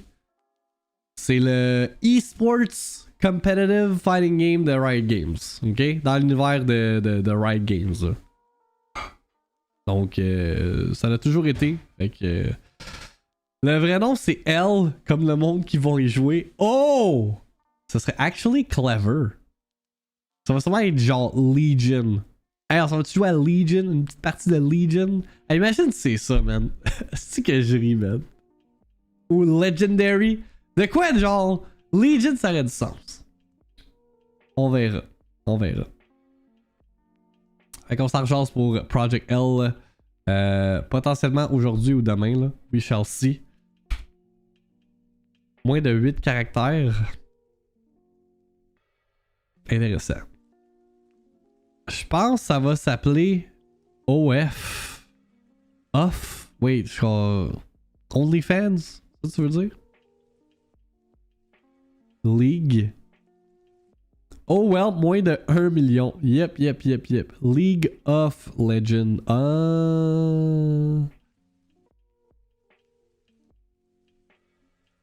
Je sais pas. C'était quoi le nom de code de Valorant?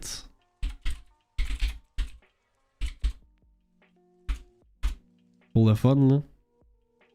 Avant qu'ils sortent.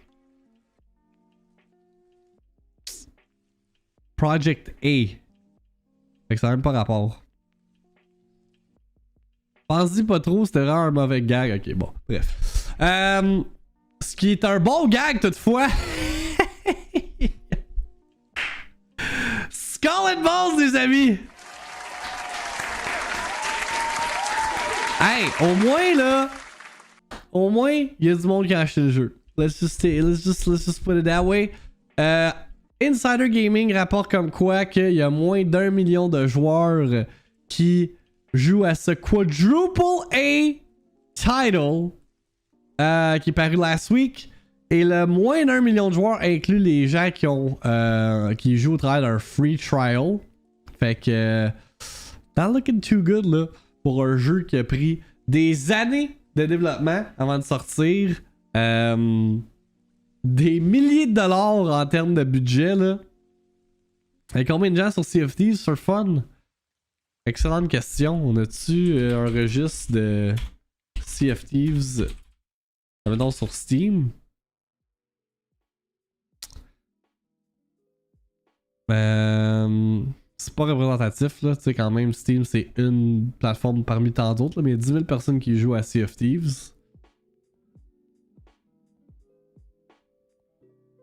Funded by Singapore, yeah. Sea of Thieves débarque sur PS5, ça va donner un boost en termes de player base for sure. Fait que là, selon les sources de Tom Henderson, il dit que le jeu a environ 850 000 joueurs au total. Ok? Et ça, c'est pas genre comme concurrent. Parce que si ça serait concurrent, là, ou si c'était concurrent, c'est quand même bon, là. Tu sais, comme Helldivers 2, là, a 400 000 joueurs sur Steam. 850 000 joueurs au total. Depuis son lancement vendredi, là. Après les betas, puis les différents tests qu'il y a eu du côté de Ubisoft. L'affaire qui arrive, c'est que c'est un jeu quand même qu'au niveau de l'engagement, là, fait que la présence des joueurs, c'est quand même assez élevé, là. On parle d'une moyenne, là, pour les joueurs de 3 à 4 heures de jeu par jour. Fait que c'est pas rien, là. Hey, 3 à 4 heures par jour sur j'allais dire Sea of Thieves, Skull and Bones. However, whether or not that will change once the free trial expires or if it will convert players into full purchases remains to be seen, and we won't likely get the full data until the company's next earnings call around May 2024. Fait que pour vraiment avoir l'heure juste là sur est-ce que Skull and Bones c'est un flop ou non, va falloir attendre à au earnings call, au rapport financier de mai 2024. Mais tu sais, si, admettons, le jeu a vendu 850 copies, là, genre flat, là, c'est vraiment ça, les chiffres de vente. Une semaine après sa sortie, je peux pas penser qu'Ubisoft considère ça un succès, là. Genre moins de 1 million de copies vendues pour un jeu multiplatform d'Ubisoft. Alors que t'as des jeux comme Mario Rabbids Sparks of Hope qui a vendu dans les millions dans son cycle de lancement, puis que c'est considéré une déception pour Ubisoft. C'est sûr et certain qu'Ubisoft savait que ce serait pas un succès, tu penses? Ça sent la copie dans le panier du Jean Coutu. Ah, dans le barrel du Walmart, là. Ah, et Prince of Persia avec ses 300 000 copies vendues aussi, là. But don't worry, guys, Assassin's Creed is coming this year. Quand un jeu passe dans le development hell comme ça, je pense qu'ils sont rendus à un stade où ils ont juste release comme ils pouvaient. Yeah. Ils ont pas vu le naufrage venir. Il y a un 8 heures d'essai gratuit dessus. Ben oui, mais au lieu de canceller le projet après avoir burn autant d'argent durant ce temps, ils sont juste mieux de release et se faire un peu d'argent en retour. Yeah, puis je pense qu'il y avait des obligations avec le gouvernement de Singapour aussi, puis tout ça, comme... C'est ça. Mais il aurait pu peut-être changer la stratégie derrière ce jeu-là, parce que comme l'article le mentionne, un des éléments qui fait en sorte que le turnout de joueurs est si bas, c'est que c'est un jeu plein prix, right? Fait que, tu sais, t'as des jeux comme Sea of Thieves qui sont même pas plein prix, que tu peux jouer à faible coût au travers de Game Pass, genre. Tu regardes Skull Bones qui propose une offre de service similaire, price tag de 70 balles, c'est un peu intimidant, là, tu sais. Madame! Ah, t'as vu mon image de VR? Are you excited? Ça veut dire que... On va pouvoir écouter de la porn en VR! Wouh! C'est pas vrai, j'ai parlé de ça, je pense pas qu'ils vont avoir de la... Ça veut dire qu'on va pouvoir jouer à des jeux déjà sortis Oculus? Ben, qui sont sur PC. Ben, Oculus des... Faudra-tu attendre qu'il en fasse?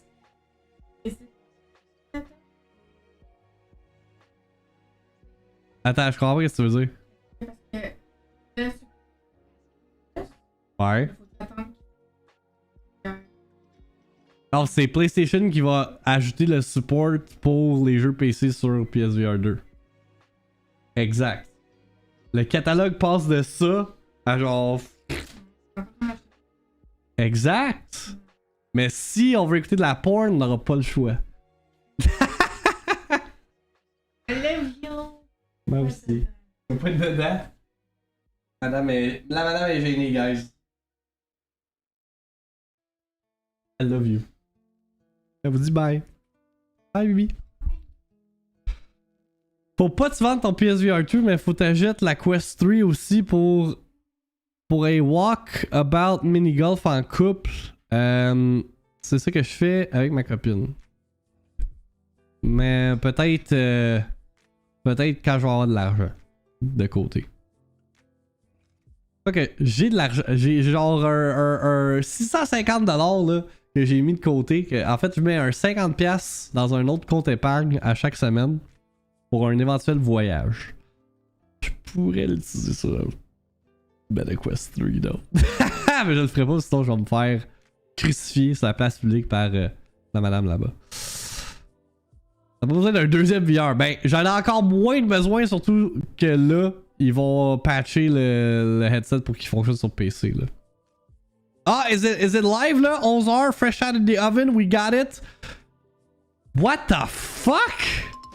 Nous interrompons cette diffusion pour une présentation spéciale.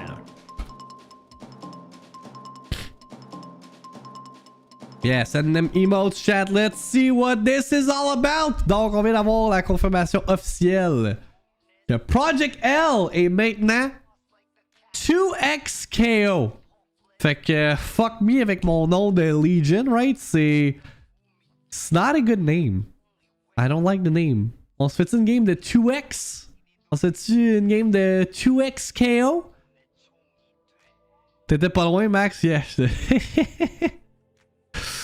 Quel nom de dope. Mon first breaking news. Let's go. Yeah, man.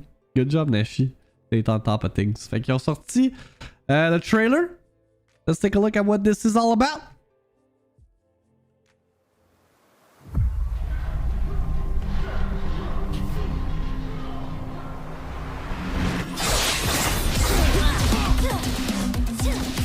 Don't look away.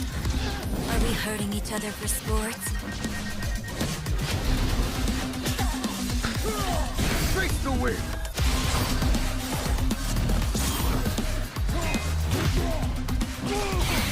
Stand with me. On dirait Guilty Gear, man. Starting now. Replay. Time to throw down. Ouh.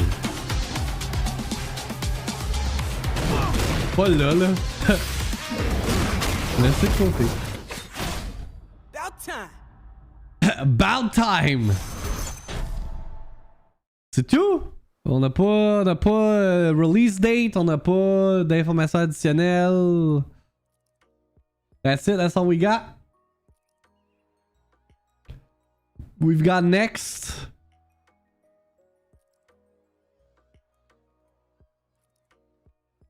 En fait, le nom c'est Two-Time KO. On se fait une game de Two-Time? 2v2 team-based fighting game. Playable at Evil Japan. Ça dit. 2x KO, formerly known as Project L's, our upcoming 2v2 tag-based fighting game. We're still heads down to bring you more news, so follow us here and on our new socials for more exciting updates. Ça dit les champions. To Darius. To Echo. Ari. Yasuo. Des noms de personnages. Ben en fait, pas des noms. Des personnages de League of Legends lore. Is that it? I guess it is. Like 2x KO, les amis. C'est le nom officiel de Project L. On a-tu fait le tour là avec Sea of Thieves? Calice. Skull and Bones? Je pense que oui. That's bad. Ben. I mean, s'il avait pas annoncé autre chose, il aurait dit hey, on a de l'information concernant le nom. Pétition pour changer le nom. I don't think it's gonna happen. Let's see what we got. J'avais d'autres affaires on the side, principalement par rapport à des chiffres de vente. Fait que c'est contrairement à Skull and Bones, Palworld. Combien de copies ça a vendu depuis sa sortie? Eh bien, 15 millions en un mois de copies vendues. On va faire un petit calcul real quick. 15 millions. Fois 40$. Oh wait, c'est... Ok, Steam 15 millions de copies et Xbox 10 millions de copies. Fait qu'au total, 25 millions. Ok, il manque d'informations de la part de Nobel. Je pensais que c'était 15 millions au total, dont 10 sur Xbox, which makes no sense parce que Steam, c'est là que le jeu pop up. Fait que, attends, 25 millions de copies en un mois? C'est juste le quick math là. 25 millions fois quoi? C'est 30$ ou 40$ le jeu? Le prix du jeu. C'est 40$?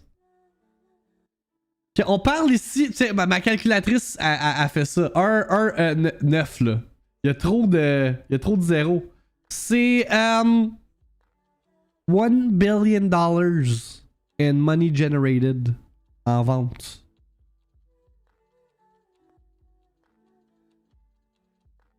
Pour un jeu, man. Non, 10 millions de players sur Xbox, ça inclut Game Pass. Ok, fait que c'est pas nécessairement des ventes. Fait que mon calcul est pas bon. Mais pareil, quand même, beaucoup d'argent pour un jeu venant d'un studio fuck all. Ok?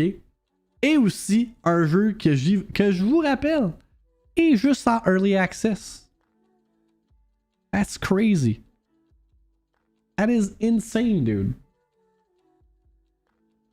Kids Love It, mon gars de 8 ans, écoute juste des vidéos YouTube de ça depuis c'est sorti. Ah ouais, Heresy, damn.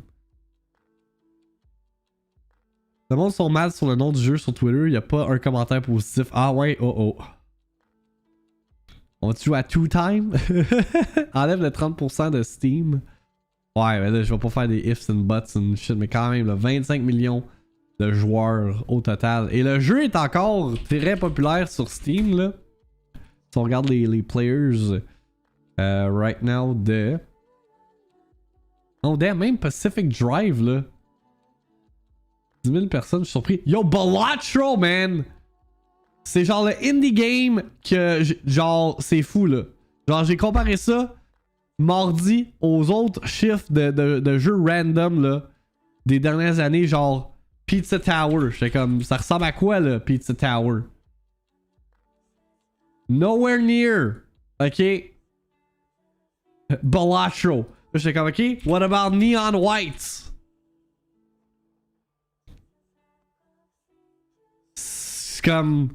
J'ai jamais vu un indie game avec autant de joueurs sur Steam, là. C'est fou. J'ai hâte, j'ai hâte d'entendre la team song de Balatro dans le medley des Game Awards. C'est ça, Palworld, je vais aller checker les chiffres pour ça. C'est comme un mois après sa sortie, là. Il y a quand même 285 000 personnes qui y jouent right now. Just pretty crazy. C'est ça, FYI, le jeu n'est pas crossplay Xbox Game Pass yet, so s'il y a des amis, pas que la bonne version. Palworld, c'est pas considéré indie? Ben oui. Oui, I guess. Effectivement. True. Mais tu sais, c'est pas un indie niche, genre. Je sais pas comment l'expliquer. Je le considère pas comme une... c'est pas autant niche que Balatro, tu sais. Ou que Pizza Tower ou encore Neon White, là. Là, je pense plus que c'est considéré ben un indie avec toute la... Ben, quoi que, je sais pas, actually. Je sais pas. Tu sais, est-ce que c'est comparatif, admettons, à genre Dave the Diver? Je penserais pas, parce qu'il n'y a pas comme un backing d'une grosse compagnie derrière, là. Anyway, bref. D'autres chiffres de vente, Furia. Nier Automata! De son côté, moins de copies que Palworld, mais pour un jeu qui est relativement niche également. 8 millions de copies vendues pour Nier Automata. L'article de Famitsu est en japonais, fait que je le traduirai pas, but just take my word for it. Alors que ce jeu-là est sorti sur PlayStation, Xbox et Switch. Fait que un cult game, cult classic, if you ask me, Nier Automata. Et yeah, je pense que c'est tout pour les chiffres de vente. Yeah, j'ai rien d'autre pour ça. Cool. Côté release dates de jeux reportés, Prison Architect 2 il est censé sortir le 26 mars, va maintenant sortir le 7 mai. Fait que pour ceux qui s'attendaient à ce jeu-là, next month, ben, il va falloir patienter encore un petit peu. Fait qu'il va sortir sur PlayStation, PlayStation 5, Xbox Series et PC au coût de 40$. Message qui dit le suivant. Hello architects, after careful consideration, we have made the decision to delay the release of Prison Architect 2 to May 7, 2024. While we are already confident in the game, this extra time will enable us to fix more bugs and further optimize the game for all platforms. Although sticking to the original launch date was an option, we feel that taking this additional time is necessary to ensure that we offer you a smoother experience from day one. We also want to show you how the development of this game is going in these final stages, which is why we'll be starting streams up in March to go alongside our Prison Architect Academy series. Stay tuned to find out the dates and times for these. We would love to build the future of Prison Architect and its community together with you. Please keep giving us suggestions and feedback. Let's go on this journey together. You can send your suggestions and vote for things already suggested in our forum. There you go. New tweet from Play2XK. Hey, c'est tellement laid comme ton. 2XK, oh, j'en reviens pas. Ensuite, on en parlait hier, Lady Gaga va être introduite dans Fortnite Festival. Il y a une nouvelle Season Pass pour accompagner le tout. In a new blog post, Fortnite Festival officially revealed the next Season Pass featuring Lady Gaga for Season 2 Unlock Your Talent. Lady Gaga is a massive get for Fortnite Festivals, although she teased it herself just yesterday. Fortnite Festival has now confirmed the collaboration. Season 2 will begin on February 22nd, donc dès aujourd'hui, featuring patch V28.30 and will run through April 22nd. Today's blog reveals all new rewards that players can earn on the free and premium track.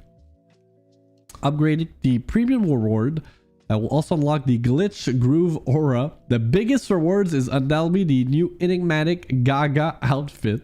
Okay, ça ici. There are also Lady Gaga themed instruments for fans to unlock, but the free reward does include the Woodworker drums. Like memes become reality, comme j'ai dit hier. Et parlant de Fortnite, il y a aussi un update à Fortnite Lego qui a été annoncé. Gone Fishing. Donc, vous allez pouvoir pêcher des poissons dans Lego Fortnite. Pour ceux qui jouent encore à ça. C'est le temps de la pause. Au retour, on a quand même beaucoup de trailers à regarder ensemble. Parce que c'est le IGN Fan Fest qui a lieu en ce moment.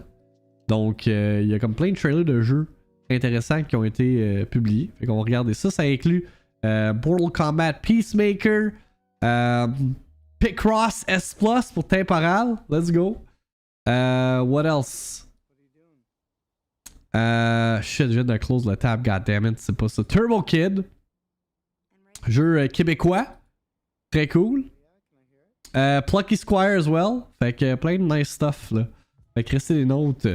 On enchaîne le tout. Et après ça, on va couvrir les divertissements. Fait que Dune et même Avatar là, que j'ai ajouté dans mon lot de nouvelles. Fait que restez les nôtres. On poursuit ce show d'une beauté magnifique dans quelques instants. La VIICTIIMINUTE est une présentation, eh bien, de vous autres. Et oui, sans vous, ce show 100% indépendant ne serait pas réalisable. Donc, je profite de ce petit ad break pour vous rappeler les différentes avenues possibles que vous pouvez employer pour supporter le show. Si vous écoutez le tout via les versions audio podcast, je vous invite à vous abonner aux feeds respectifs, que ce soit sur Apple Podcasts, Spotify ou Google Podcasts. N'oubliez pas de laisser une petite note pour faire ressortir le show dans l'algorithme. Et petit rappel que la VIICTIIMINUTE est aussi disponible en rediffusion vidéo via Twitch et YouTube. Si vous voulez supporter toute la couverture que j'offre sur les différentes plateformes, la meilleure façon est en vous abonnant à ma chaîne Twitch avec un abonnement régulier ou encore Prime Gaming si vous avez Amazon Prime. Non seulement ça me supporte directement, mais tout ça vous donne accès à un paquet de bonus sur Twitch comme des emotes, une expérience sans annonce et sans interruption, un accès au VIICTICalendrier qui track toutes les nouveautés à venir et aussi au canal Discord réservé. Si jamais ce n'est pas possible, je vous invite à me suivre sur mes différents réseaux sociaux pour ne rien manquer de tout ce qui concerne mon contenu. Et sur ce, je vous laisse avec quelques highlights le temps que je revienne de la pause.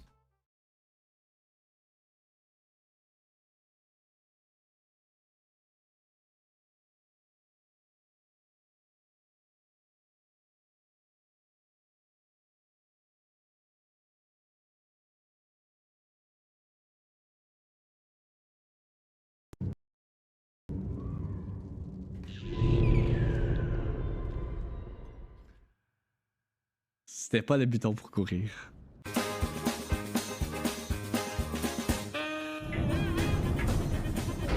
Est-ce qu'il... Ok, continue. Oh non! J'ai sauté à côté! Oh fucking hell! Merci pour le raid Yes!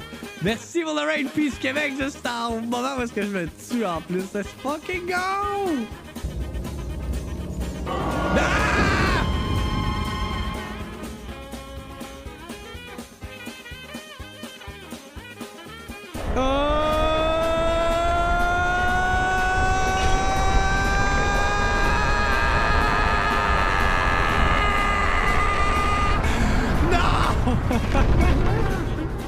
Le gars il tombe après, oh my god.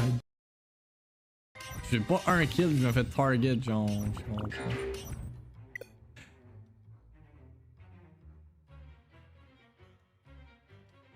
What do you mean disconnected? Hey! Je me suis fait fucking booter de la game. Voyons donc. Avez-vous une convo Messenger pour Flight Simulator? Yo, c'est dedicated.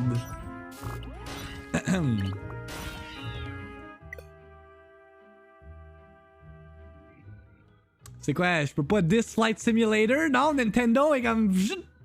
Pull the plug? Ça prendrait des dedicated servers dans Tetris, Nintendo? Yeah, right. Gens de la vie vont crisser des dedicated servers dans aucun jeu. Voyons donc. On parle de Nintendo over here. Je pense que c'est RIP chat.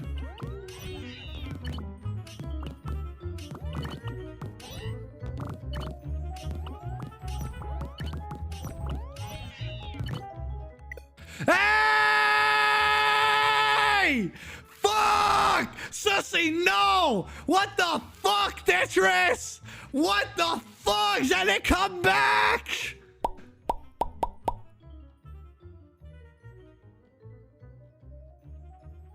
Merde! Je pense que je me suis pété une veine. C'était-tu le intended way to play the game depuis le début?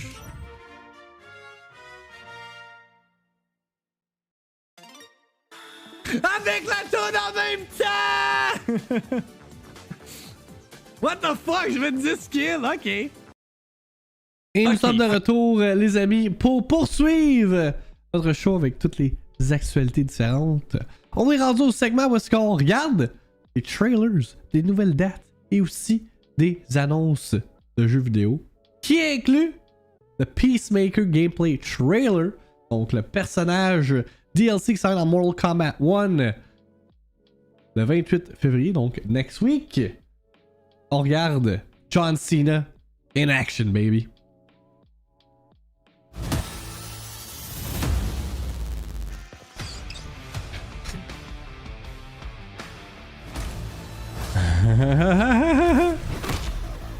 This is no time to smile. Hell yeah, it is. Fight a fire god is coming off my butt. C'est actually John Cena qui a fait les voice lines. Let's go. Take that, Anthony Starr.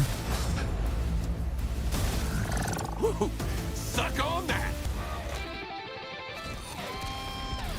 Fight.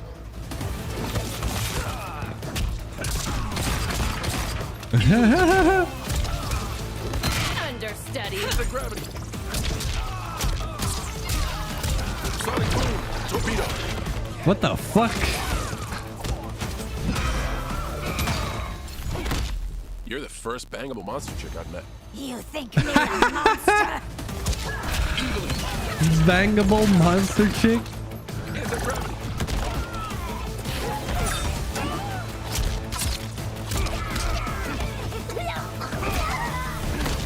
I bet shits take more effort than beating you will. I will so enjoy killing you.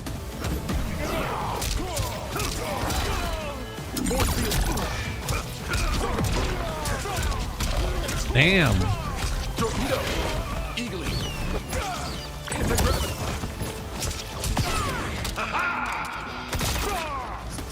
Here's Janet.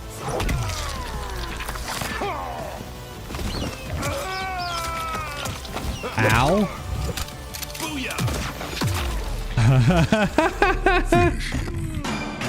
Ok, c'était même pas un fatality, ça.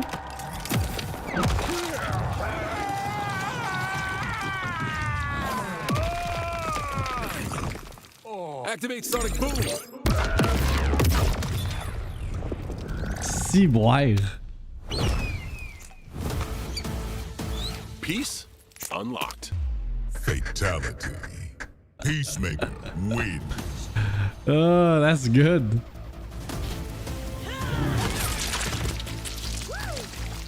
Flawless victory. God damn. Tu m'avais dit un jour que John Cena pourrait Fatality Scorpion, je l'aurais jamais cru. Yeah, moi non plus. Moi non plus. That's Peacemaker.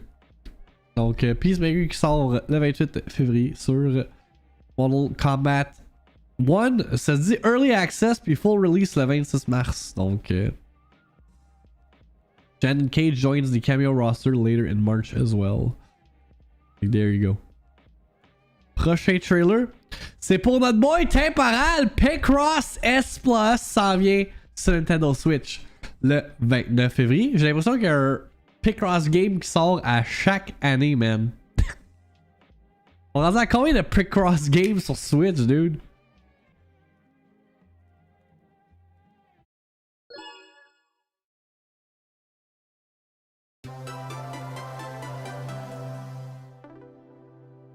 Dix. Aïe aïe. 300 puzzles. Ok, c'est genre une compilation de justement les 10 autres Picross games.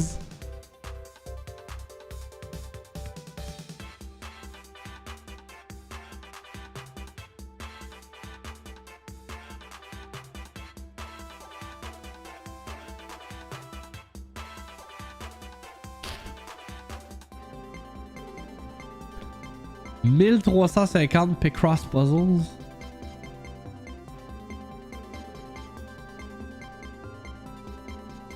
Ouais, mais c'est ça, là, on dirait que c'est genre un live service Picross. Je suis comme pas trop sûr de catcher exactement.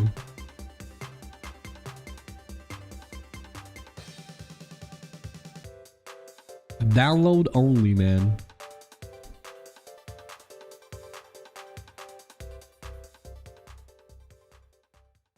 Sort la même journée que Final Fantasy VII Rebirth. That's crazy. Alright, next trailer. Lamasoft The Jeff Minter Story. Ça sort le 13 mars sur Xbox, PlayStation, Switch et PC. Mais ça, on a déjà vu un trailer pour ça. I've been lucky that so far in my career I've always managed to work on stuff that I want to do. I want to make an experience which is just makes you smile, which gives you that buzz, which just makes you feel good. Oh wait! Jeff was one of the true originals in gaming. Like, there's no one else. See, like come him. the making of Karateka! Revenge of the Okay, sign me up, dude. What the hell is this? Am I being chased by an umbrella? Everyone else was Je just savais pas que c'était un jeu de Digital Eclipse, dude. Jeff. What he makes is him. Yeah. Lying in my bedroom in the dark, I listened to Pink Floyd, and in my head I would imagine like sort of abstract geometric shapes, and so I came up with this like 1K program which I called Psychedelia. Does this work? I think it works. Maybe people don't agree with me, but at least I tried. Tempest 2000, that was the flagship game. That was the killer app.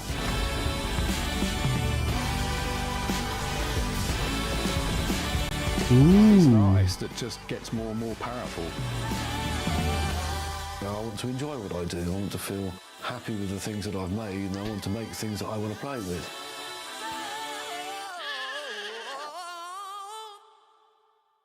I will be playing!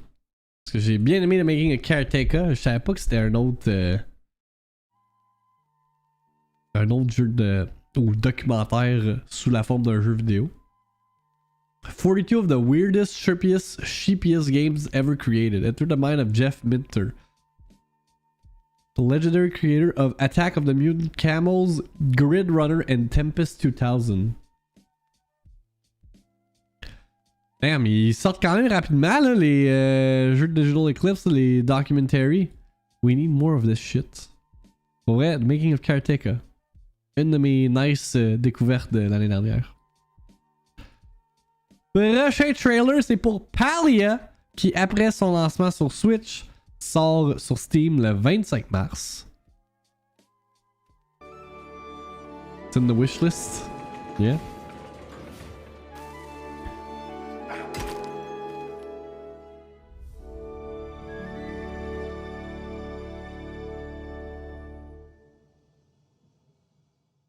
There you go. À ne pas confondre avec Palworld. C'est un autre jeu de survie. Et là, ça vient sur PC. Il y a le blog post qui détaille le tout. Like Palworld launches on Steam on March 25th. Participate in our Steam wishlist events. And hopefully get a gigantic reward. Play wherever you want. There's no change in our existing PC gameplay experience. You'll see crossplay and cross progression. I want you to play with your friends across platforms. You can play with your friends cooperatively or with a little friendly competition because Palworld on Steam supports crossplay and cross progression between all currently available platforms. So your Steam stalwarts can rest easy knowing that you can play with your friends on Nintendo Switch and more. Alright. Cool, cool, cool. Ce qui est cool aussi, c'est college football, baby! Oh yeah! College football 25, officially a thing, et va mettre en vedette 134 écoles collégiales au travers des différentes ligues, divisions. That's huge. Je sais pas combien d'écoles il y a au total, mais j'imagine que c'est a lot. Are they getting paid? Yeah, on dit qu'elle est payée, oui, effectivement, là. What's up, insane, man? Ça, c'est un vrai DLC vendu comme un jeu. On verra rendu là, là. Fait qu'il y a des logos que je reconnais, là. We got Texas Tech, on a eu Ole Miss, Michigan.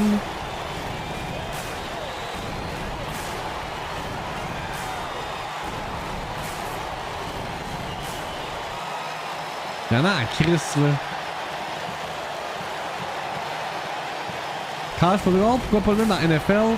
Comment genre... Ben, c'est parce que l'affaire qui arrive, je comprends. Tu sais, comme dans NHL, t'as les autres différentes ligues. Dans EA Sports FC, t'as les différentes ligues. L'affaire qui arrive, là. Ils sont où le Rouge et Or du Québec? Bonne question. L'affaire qui arrive, c'est que college football, c'est genre une bête différente, ok? C'est genre un... Tu sais, t'as le football, mais le college football, c'est quasiment comme un autre sport, genre, tellement que c'est quasiment plus gros que la NFL, là. Exact. Comme Block dit, c'est juste trop big, fait qu'ils peuvent capitaliser sur le fait que, genre, c'est ultra populaire, puis sortir un jeu dédié spécifiquement à cet espace-là, là, tu sais. T'es obligé de mettre le sketch de Key and Peele des footballers avec des noms bizarres, là.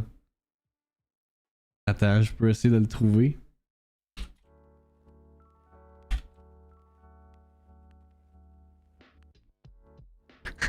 Ouais, celle-là.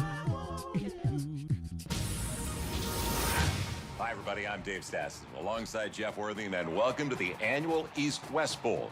As we get ready to watch some of the best college players in the nation showcase their skills. Tom Brady pour aller jouer college football, c'est mettons Bill Belichick de des coach college. And there really are some characters on this year's squads, aren't there, Jeff? That's right, Dave. It does seem like the most flamboyant personalities came to the forefront, and they are here.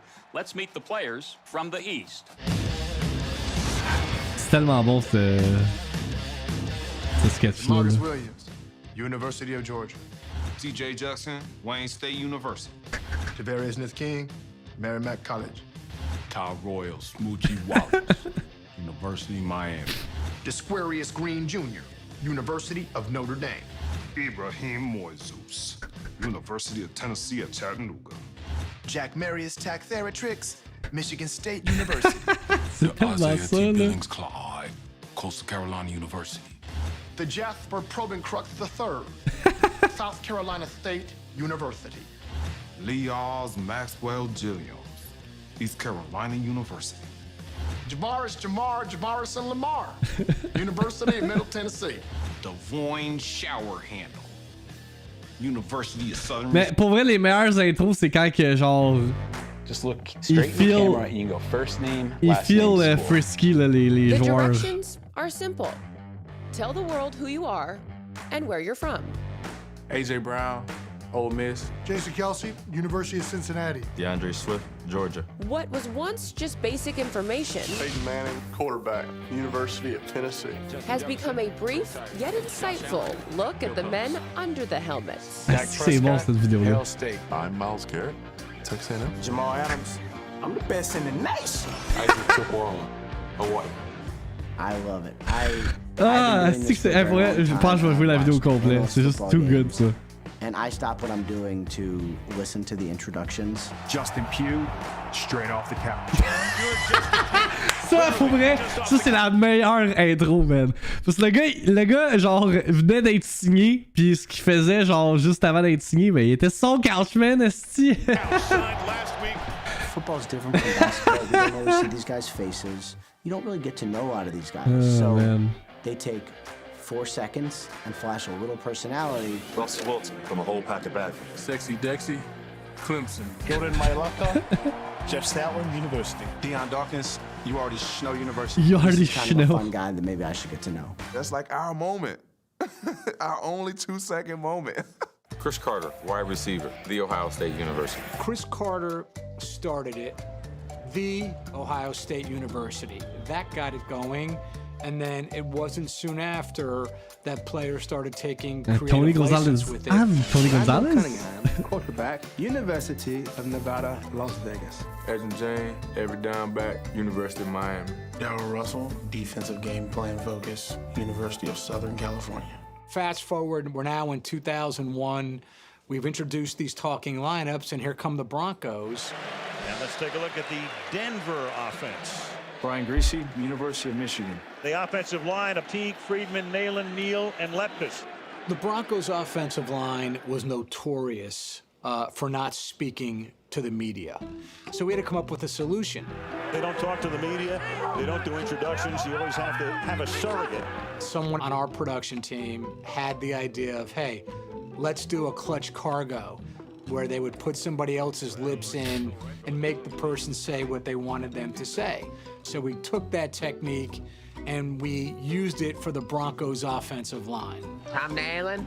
I'm from college. Dan Neal, the University of Texas. Well, Nalen and Neal don't talk to the media. Hey, très professionnel ça. Improvise a little bit.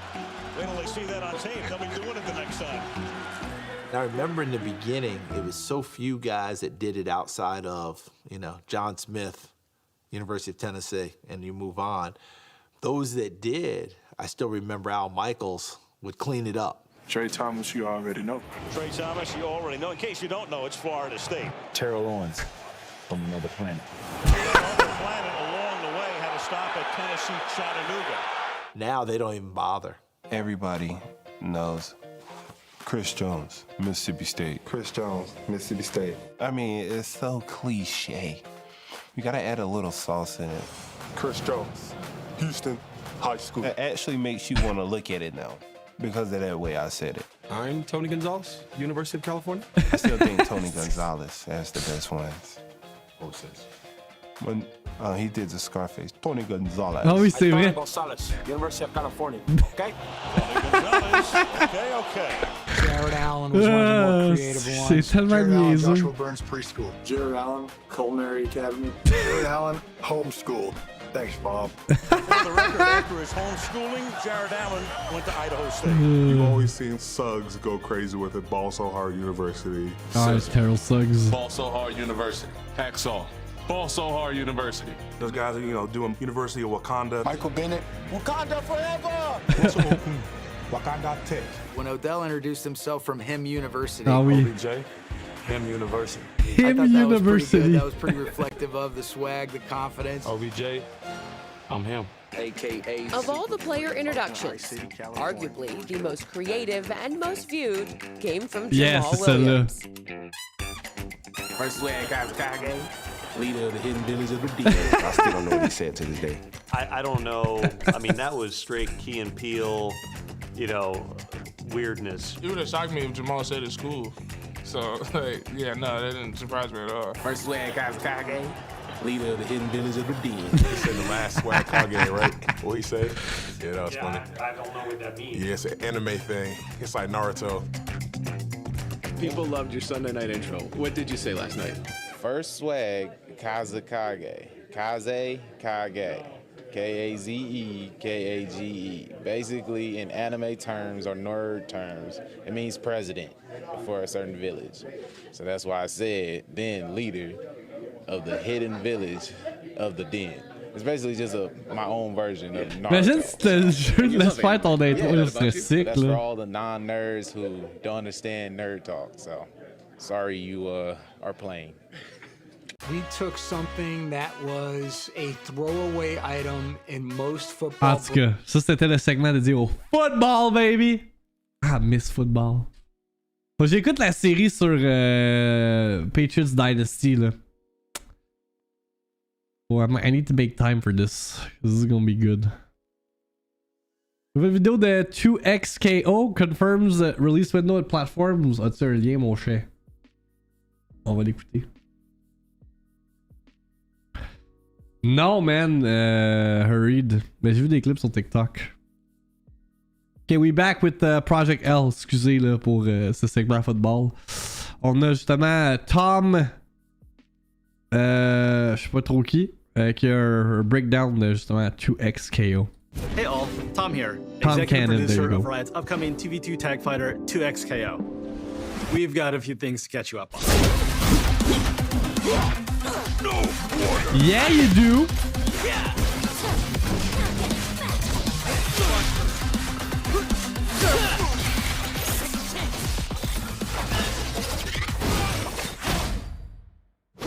First, we finally have a name. Project L is now 2XKO. Here's why we're making the switch. This year, we're entering a new phase of development. Our dev team has grown significantly since we last talked. Yeah, true. Things are SP, really ramping up. effectivement. We still have a lot of game left to build, but we're far enough along that it's time to start sharing more with you over the coming year. Overall, we're building an always evolving fighting game for the FGC. Ok, ça c'est quand même huge là. Tu peux, à la place d'avoir un fight stick, fight pad, keyboard, baby! And there's so much to be excited for. But there's also a lot we still have to figure out, and so that's where we're gonna need your help. Est-ce que Nashi, genre mettons les autres jeux là, Tekken, Last fall, we brought the Guilty game together Gear, to get your feedback, le monde and joue we're ça avec des extremely grateful keyboards. for all the time Il me semble que c'est la première fois que je vois ça. Since then, we've continued talking directly with the fighting game community all over the world. Ça s'appelle Leverless, ok, ouais. Through direct Non, feedback Alexis, online, c'est optimal hands-on as fuck. playtests, Parce que ça me fait penser un peu aux box controllers que les gens utilisent pour mêler entre autres. we want to take that community focus to the next level. We give all more opportunities to play the game and give us feedback. So, here's what we're doing next. You're gonna see us pop up with a playable demo in a bunch of places across the world. Okay. As a reminder, we'll be at EVO Japan in April. If you're attending, come check it out and tell us what you think. And we won't just be looking at major events, so keep an eye out for more announcements soon. Ben c'est ça, c'est comme un box effectivement. For those of you Là. that can't make it in person, Mais keyboard, the team will be c'est sharing juste, some of our c'est juste development weird plans là. online to get your perspective. We won't be ready to announce everything, but we want to talk with you directly. So follow the new 2XKO channels and keep in touch. You're going to see a lot more of us this year. And we think that this community-first approach is the most effective way to make 2XKO the best game it can be at launch and beyond. 2023 was us in Project L heads down mode with a really valuable check-in at EVO. 2024 will be about getting you more involved with events, updates, and yes, maybe even some at-home playtesting later this year. And in 2025, we're aiming to fully launch on PlayStation 5, Xbox Series S and X, and PC. What you can do right now is head over to play2xko.com to register for testing. This sign up is specifically for upcoming playtests, so you'll need to sign up again, even if you've registered your email before. We've come a long way since first announcing this game, but we're so excited for this next chapter. Thanks for watching, and talk to you soon.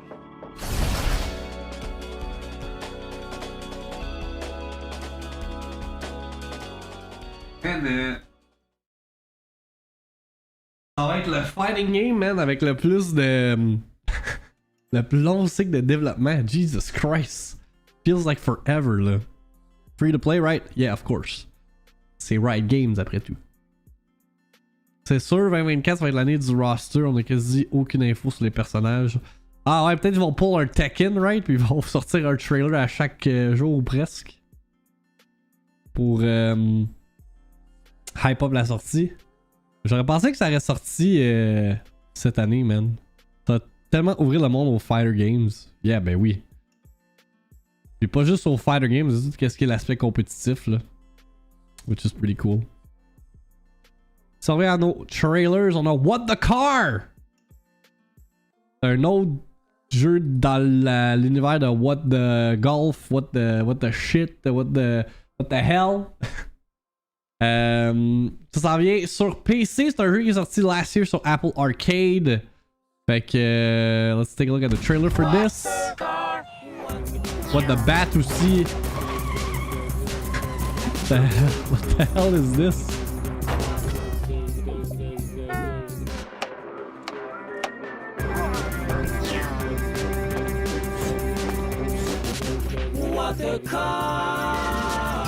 Oh my god.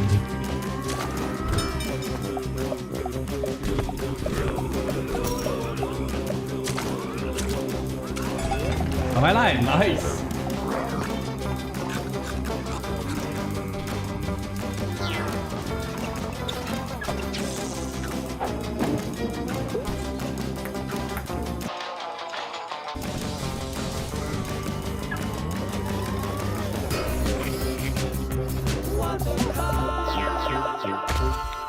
Ça a la big Katamari de Massey Energy, je trouve.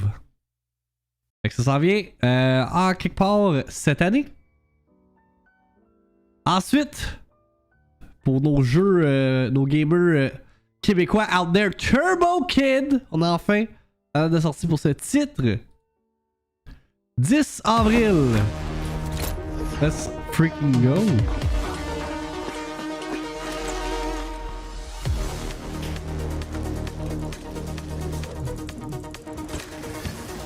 Oh, ça, ce jeu-là va être fucking sick.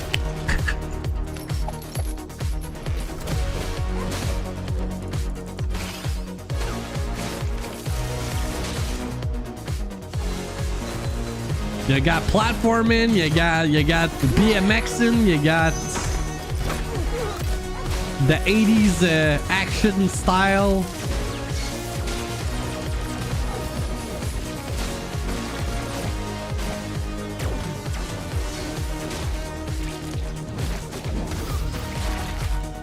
Oh damn, the death animation est sick.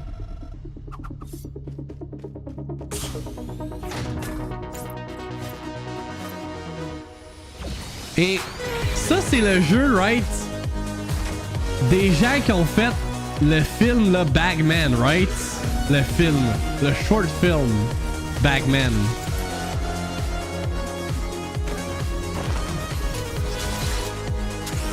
Pour les OG out there là.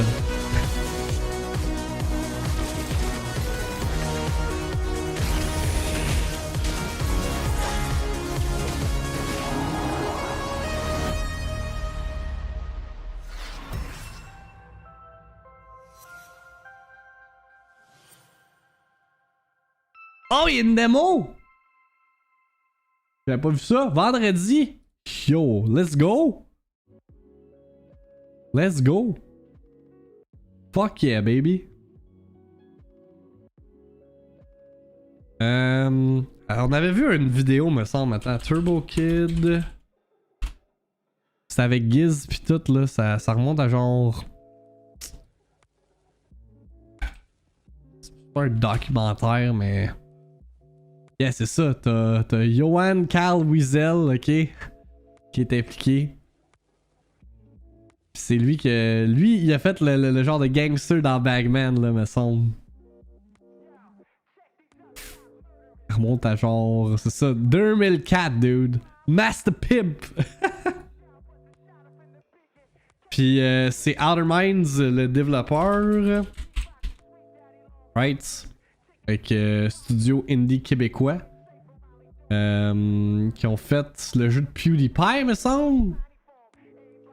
2 jeux de PewDiePie. Un jeu de H3H3 aussi. Puis il y a. C'est le studio. Ouais, c'est ça. C'est le studio de Giz. De jeux sérieux. Pour ceux qui connaissent la chaîne.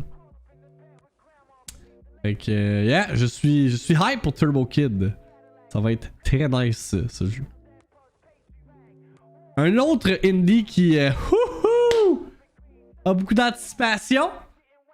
C'est pas un indie québécois, mais c'est de Plucky Squire. Toujours aucune date, Devolver. What the fuck you doing? Mais on a un Mind Puzzle trailer qui a été publié. Can we get something, a demo or something pour ce jeu-là? Là? Because goddamn, looks good.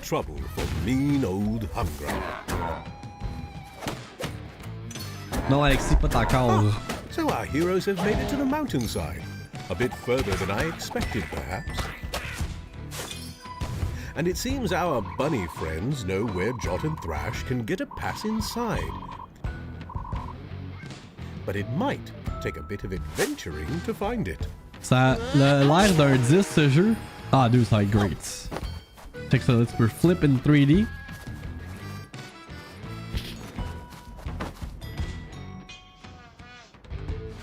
Tu peux tourner les pages and shit.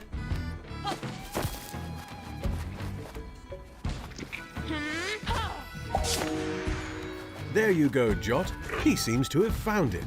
And found a bit of trouble as well. God, we'll see. Man, ça me fait penser Minute de Halloween aussi, là. Censé sortir à un moment donné.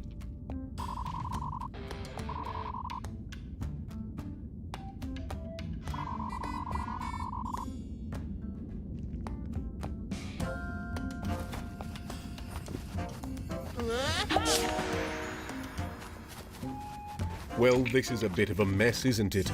Time to use your smarts and work out the problem a little bit at a time.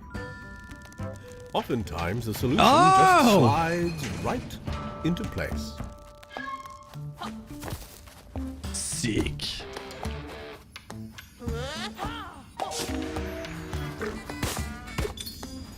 La petite musique, man.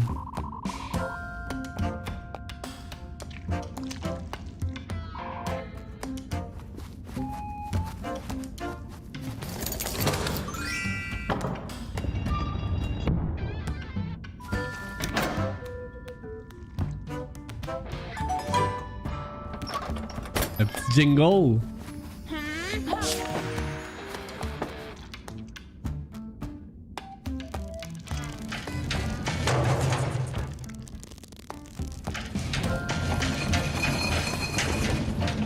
Alors ça c'est nice, t'es pas obligé d'être immédiatement comme à la bonne place pour pouvoir bouger les affaires.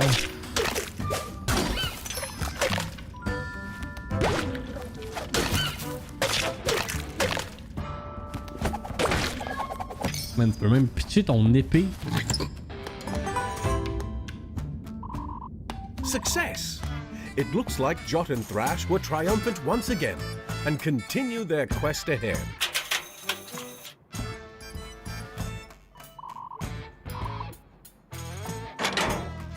But who knows what's on the next page for the Plucky Squire?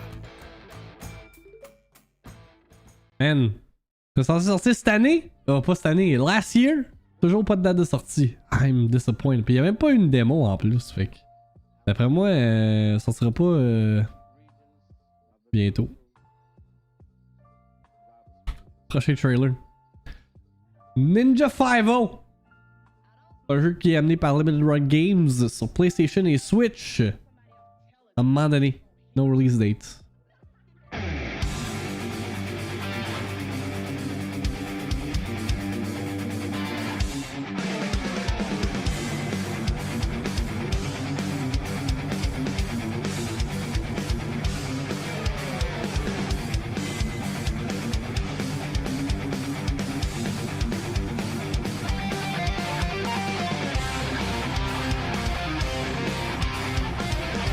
Oh damn, c'est... Je pensais qu'il allait avoir un petit remasterized treatment. Nope.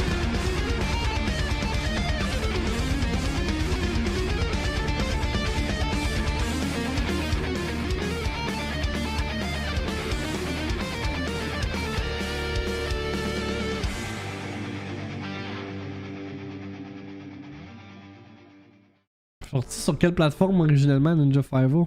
Ça dit que c'est un jeu de 2003. One of the most sought after titles for Game Boy Advance, Ninja 5.0, also known as Ninja Cop. Bon, that's pour la préservation, c'est pretty cool. Ensuite, nous avons un trailer pour Wild Bastards. Les devs de Void Bastards. Encore une fois venant de IGN pour le FanFest. Je me souviens plus ce jeu-là, c'était quoi exactement? Strategy shooter with multiple layers of gameplay. I'm Dean from Blue Manchu, and I'm going to give you a first look at a typical gameplay session of Wild Bastards. So let's go with Ça a l'air cool. Rawhide and Billy. Je me souviens, mais je me rappelle plus exactement c'est quoi. Genre comme super hot. Here we are on the planet, and we can see that Rawhide isn't that far off. But we also need to think about the loot that we can gather while we're down here.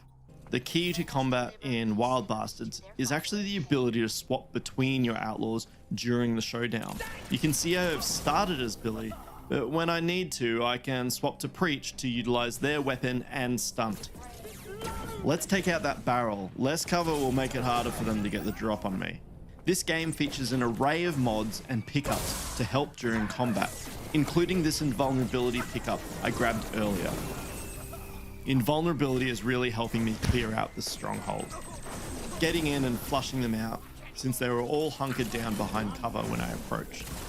The planets we visit in Wild Bastards feature day-night cycles, so now I get to make the most of the cover of darkness. This shielded enemy is a yellow belly. Luckily, my other outlaw, Rawhide, has a sonic rifle that can shoot right through. Since it is night, spotting enemies will be harder. Yes, sir. It's Rawhide. Luckily, my helpful coyotes are going to help go after these enemies. That is, if I don't shoot Vraiment, ça a them pas too. l'air aussi nice que je pensais.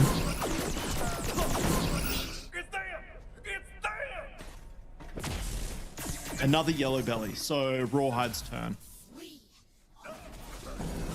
Great, so here's some juice I can use for my outlaw's stunt. This is a unique ability each outlaw has. For Rawhide, I get more coyote allies.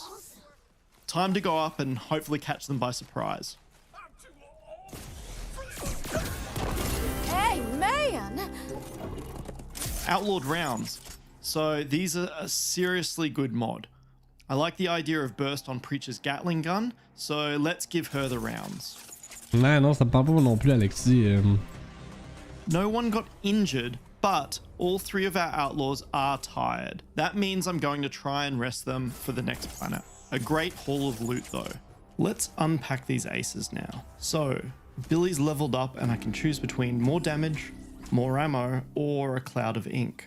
There's a lot more to this game to show, so please follow us on social media or join our Discord to find out more. Thanks so much for watching. Ouais, non, ça me charme pas ce que je vois à l'instant. Dommage. It is what it is.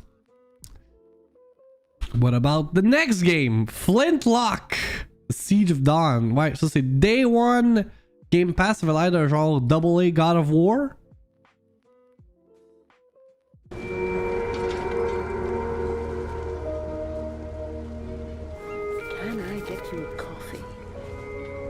I read Flintlock. Flint, comme genre le truc pour faire du feu là. Take care, good host.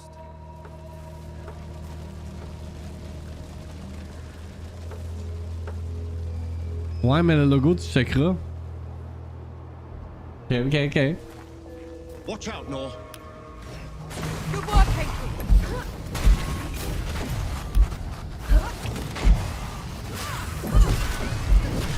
C'est très God of War. Come on, then.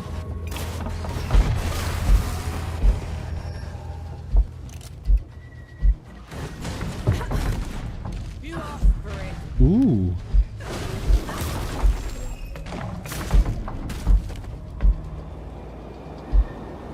Genre God of War avec peut-être plus de verticality.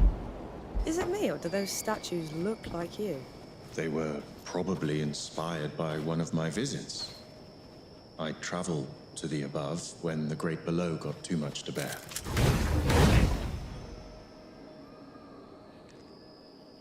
Genre des bonfires. Oui, Drake, ça va bit late, mais c'est correct. Tu vas être là pour Dune! C'est même un pet comme dans les deux nouveaux God of War. À la place d'avoir Mimir, whatever this is. Ok, même les boss fight, dude. C'est genre un stamina system aussi, là, en bas, là, ou comme stagger system. Nah, Tris, c'est un pet.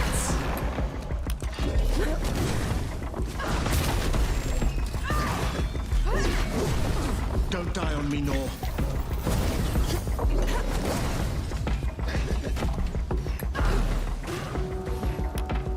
Bon, tu vois, ça me parle un peu plus que d'autres jeux.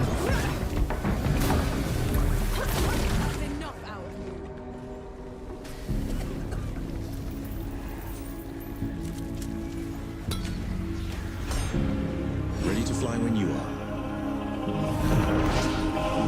Ooh, nice. And then the sound mix. Ah, c'est vrai que ça oserait fun lock.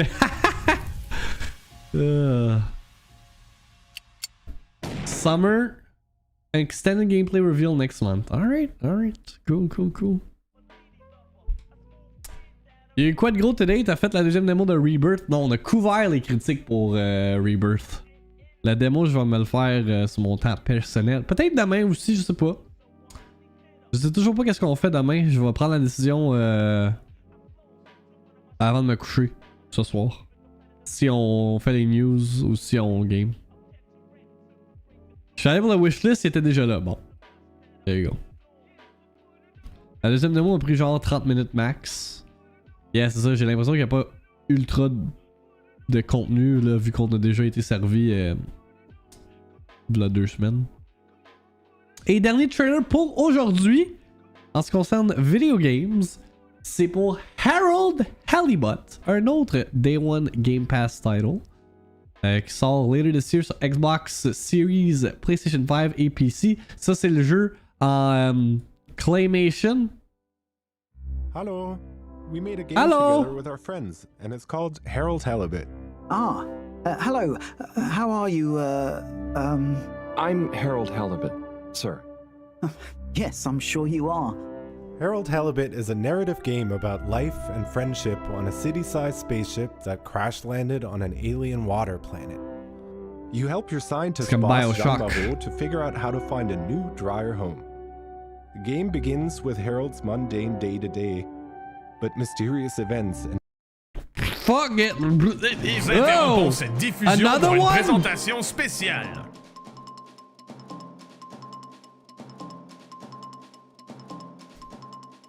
Where my boys fans at? Fuck Harold Halibut pour l'instant là. We got some breaking news. The Boys Season 4 June 13th. Les amis. Yo, June, can you get any better than this? Can you get any better than this?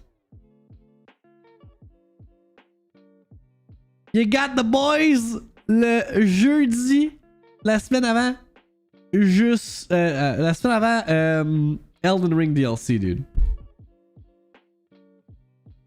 God damn. On a un trailer ou on a juste le poster? J'imagine le trailer doit s'en venir, right?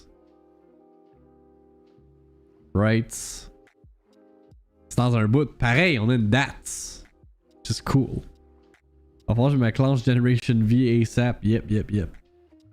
That's pretty nice. On l'attendait là. La date pour The Boys. Si le trailer drop, on va être rendu dans le divertissement. Fait que ça va fitter parfaitement. On continue avec Harold Halibut là. and a fateful encounter lead down a rabbit hole to a psychedelic new realm. What part does the dubious Allwater Corporation play in all of it? Who are the mysterious Light Keepers? And why the tube fares keep going up? Explore away from the start and get around via waterslide tube system which connects the different districts of the Fedora 1. You are able to openly travel between the various parts of 8 the days station. till Dune 2, my boy. Ouais, Alexis, là, c'est quoi ton plan pour Dune? J'essaie de figure out un plan pour pas y aller pendant qu'il y a plein de monde. On a wonky handheld computer. It comes bundled with Mais a genre, il notebook where sort Harold au début de la recaps the relâche. story in the form of crude little Fait que je drawings. sais pas. It was important for us to not only Mon plan, ça va être focus genre on the lundi increasingly 22h30, un exciting truc main du genre. storyline, but to create a Mais c'est la world full of relâche. interesting events and meaningful encounters. Woven into the narrative, you'll find playful interactions like playing music to space bacteria, fixing a broken 3D printer, or having a party. Mon plan, y aller dans une salle crowdée. C'est pas 3 heures, 2h44, je pense. From wood, painted with paint. But then we 3D scan it all, and in the end, you can walk around as Harold and hang out with the inhabitants of the Fedora 1. It's been more than 10 years since we started this project. Mon plan, regardez les deux chez nous back to back. Release it within the next couple of months. You can already I play a guess. demo of the game and wishlist it on Steam. Thank you. There you go, there you go. Fait que c'est tout pour les gaming news aujourd'hui. J'ai downloadé la démo pour Harold Halibut lors du Steam Next Fest, mais j'ai pas eu le temps de check it out parce que j'ai downloadé 60 game demos. Ça veut dire... Alright. Let's talk about Dune maintenant. Parce que hier, les critiques ont été publiées. Are we ready for this? Are we ready for this peak movie experience? Avec 121 critiques listées sur Rotten Tomatoes, le film a une moyenne de 98. That's insane, dude. Peak incoming, Denis Villanueva, man, back at it again. On écoute la critique de IGN de Dune Part 2. When Dune Part 1 came out, you'd hit a comment calling it Star Wars for adults.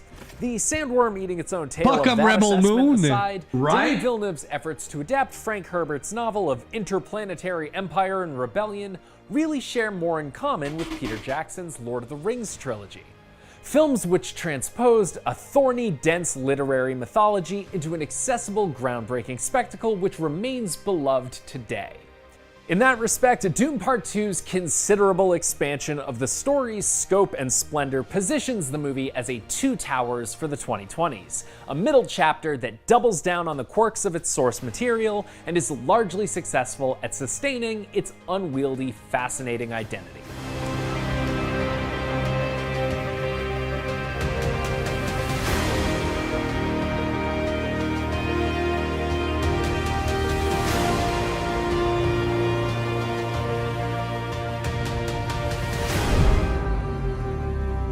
Dune Part 2 picks up in the immediate aftermath of the Harkonnens' obliteration of House Atreides, with the supplanted Duke of Arrakis, Paul Atreides, and his mother Lady Jessica hiding amongst the desert planet's native Fremen people.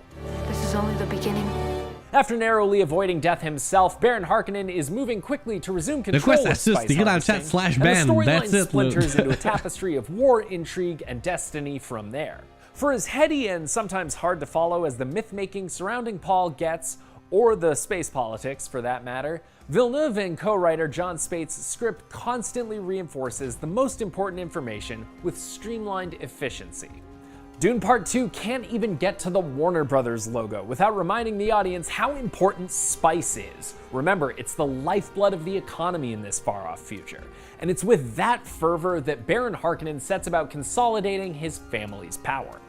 The success of Paul's counteroffensive and his rise as a messianic figure amongst the Fremen are contingent on how much of himself he's willing to sacrifice in the name of destiny. Final Fantasy Timothy VII. Chalamet does a good job navigating the Kwisatz Haderach through the darker territory this time around. Tense confrontations between Paul and trusted confidants like his mother and his mentor, Gurney Halleck, serve to highlight Dune Part 2's story of generational divide, and Chalamet's rising frustration feels well pitched to the stakes as they boil over into a larger conflict. Moi, je vais pas aller voir Dune parce que c'est Willy Wonka qui joue dedans. Villeneuve drives a particularly interesting wedge between Paul and Jessica, a far more active player this time around who tests the limits of her own Bene Gesserit power in some of the most surreal sequences of Dune Part 2. Dune certainly traffics in big emotions, but there's quiet tragedy in the distance that grows between Paul and Jessica as they reach fuller understandings of their own potential. After being more or less confined to dream sequences in Part 1, Zendaya's Chani is a focal point of Part 2. Her reluctance to accept Paul as the Lisan al-Gaib, the savior promised to the Fremen by the Bene Gesserit, is representative of larger sociological forces at play, with Stilgar's northern tribe being more secular than Arrakis' zealous southern Fremen. The Fremen will need to be united to stand against the forces of the Imperium, and the sacrifices and compromises that Chani make constantly... Parce qu'ils se traitaient de NPC, ok, les jeunes. J'étais comme, vous pouvez pas vous traiter de NPC, vous avez même pas 18 ans, vous savez même pas comment genre ça fonctionne la vie, là. Comme aussitôt que t'as 18 ans, là, tu peux devenir un NPC. Parce que tu connais comment que la vie fonctionne. Même encore là, à 18 ans, c'est relatif à tout ça et à chacun. Là. Ils peuvent pas se traiter eux-mêmes de NPC. Ta vie, c'est va à l'école, puis c'est ça. Réveille-toi, va à l'école. Genre. Around the story with help from Zendaya's direct, steely performance. I won't be fighting for him. I'm fighting for my people. If all this talk of prophecy and fate sounds like a kind of ponderous way to spend the film's considerable 166-minute runtime, do not worry. Denis Villeneuve knows exactly when to drop one of Part 2's fantastic action sequences. An early attack on a spice harvester gives the director ample opportunity to frame the film's central conflict in microcosm, with Fremen expertise and adaptability outpacing technological advantage in jaw-dropping fashion. Villeneuve's as detail-oriented with Dune Part 2's bombast as he is with the spiritual minutiae, thrillingly staging battles and duels that remain in conversation with the human drama at play. It's why Paul's first Sandworm ride, rapturously received even by Fremen who doubted him up to that point, feels like both a triumph and a bad omen. Villeneuve frequently asks the audience to remember that winning a battle does not necessarily mean winning the war, and Paul's growing influence over the Fremen feels like an increasingly double-edged sword as Part 2 goes on. With Raban proving to be all bark and no bite in his role heading up spice mining operations, Baron Harkonnen turns his eye to an even more brutal nephew, Feyd-Rautha, played by Austin Butler. The younger Harkonnen's raucous introduction through gladiatorial combat and his compulsive throat slitting tells us everything we need to know about the character, and really at the end of the day, all there is to know. By design, Feyd-Rautha is a dark mirror of Paul, the kind of leader he fears he could become. And that's about as much detail as excuse me, that is King Elvis Presley. Butler's animalistic physicality and Skarsgårdian vocal qualities do a good job animating House Harkonnen's id, but Feyd-Rautha is a tool of not only the characters in the story, but of the script itself. A similar fate befalls Part 2's other notable addition to the cast, Florence Pugh's Princess Irulan. As counselor to her father, Emperor Shaddam, played by Christopher Walken, Irulan's scenes function to illustrate the precarious balance of power in the Imperium. Walken's Shaddam is rendered as a frail, indecisive leader, which gives Pugh room to imbue Irulan with enough authority to feel like a power player. But the cutaways to the princess's debates with her elders don't have the same visceral power as the action on Arrakis and its on-the-ground perspective. The cat-and-mouse game between Fremen and Harkonnen, the hotly debated arrival of the Lisan al-Gaib, Lady Jessica's machinations, these movements of the story feel ominous and weighty, and are handled with such panache that by the time of the Imperium's delayed arrival on the desert planet, they feel out of touch in a way that makes them feel less threatening than they probably should. But no matter where in the universe Dune Part 2's narrative takes you, there is incredible production design in place to hold you captive.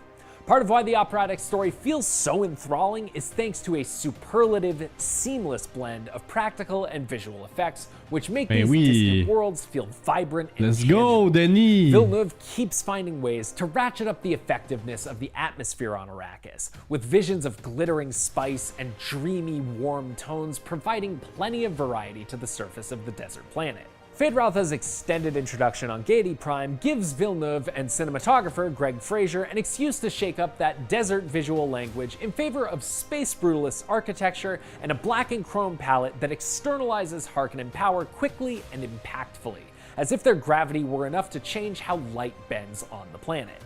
Dune Part 2 may ask for a lot of your time and focus, but it is nearly impossible to look away from.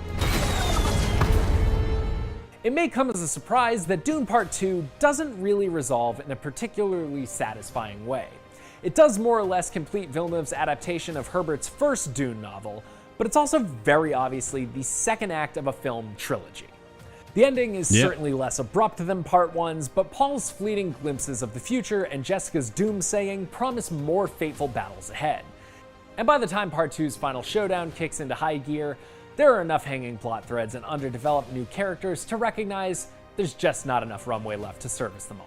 Look, Villeneuve has more than earned our patience, and once the trilogy is complete, the feeling of incompleteness will no doubt lessen, but we're still midstream, and on its own terms, despite all of its strengths, Dune Part 2 still feels like its desert power starts to fade out by the end. Have you ever had a dream about your first? Fait que c'est littéralement Final Fantasy VII Rebirth. Dune Part 2 expands the legend of Paul Atreides in spectacular fashion, and the War for Arrakis is an arresting mystical ride at nearly every turn. Denis Villeneuve fully trusts his audience to buy into Dune's increasingly dense mythology, constructing Part 2 as an assault on the senses that succeeds in turning a sprawling saga into an easily digestible, dazzling epic. Though the deep world building sometimes comes at the cost of fleshing out newer characters, the totality of Dune Part 2's transportive power is undeniable. 8 out of 10! Thanks for watching. For more reviews, check out what we thought of Madam Web and Mean Girls, and be sure to check out my interview with the cast of Dune Part 2. Définitivement Madam Web. Follow and subscribe wherever you like to watch IGN. There you go. Fait que Dune is pretty great.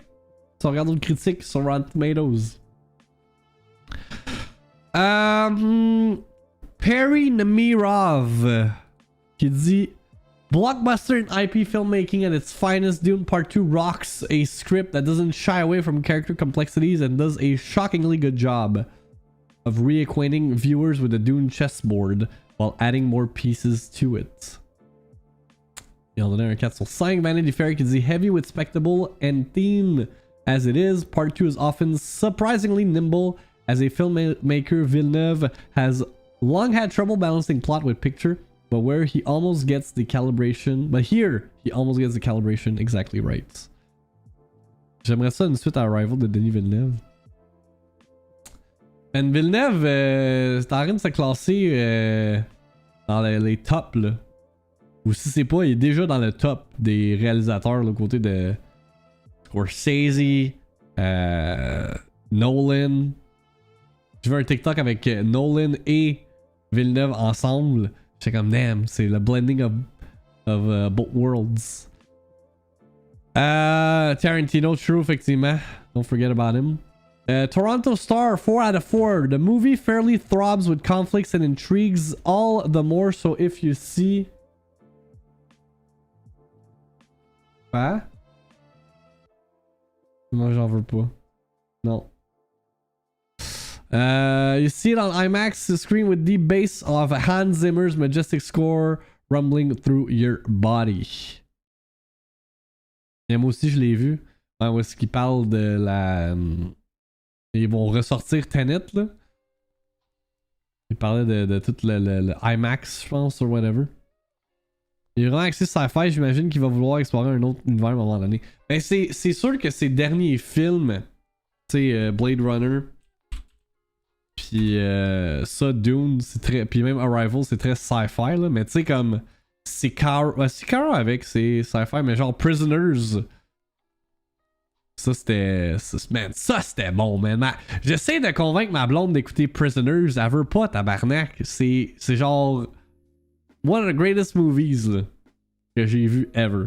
Est-ce que c'est bon, Prisoners?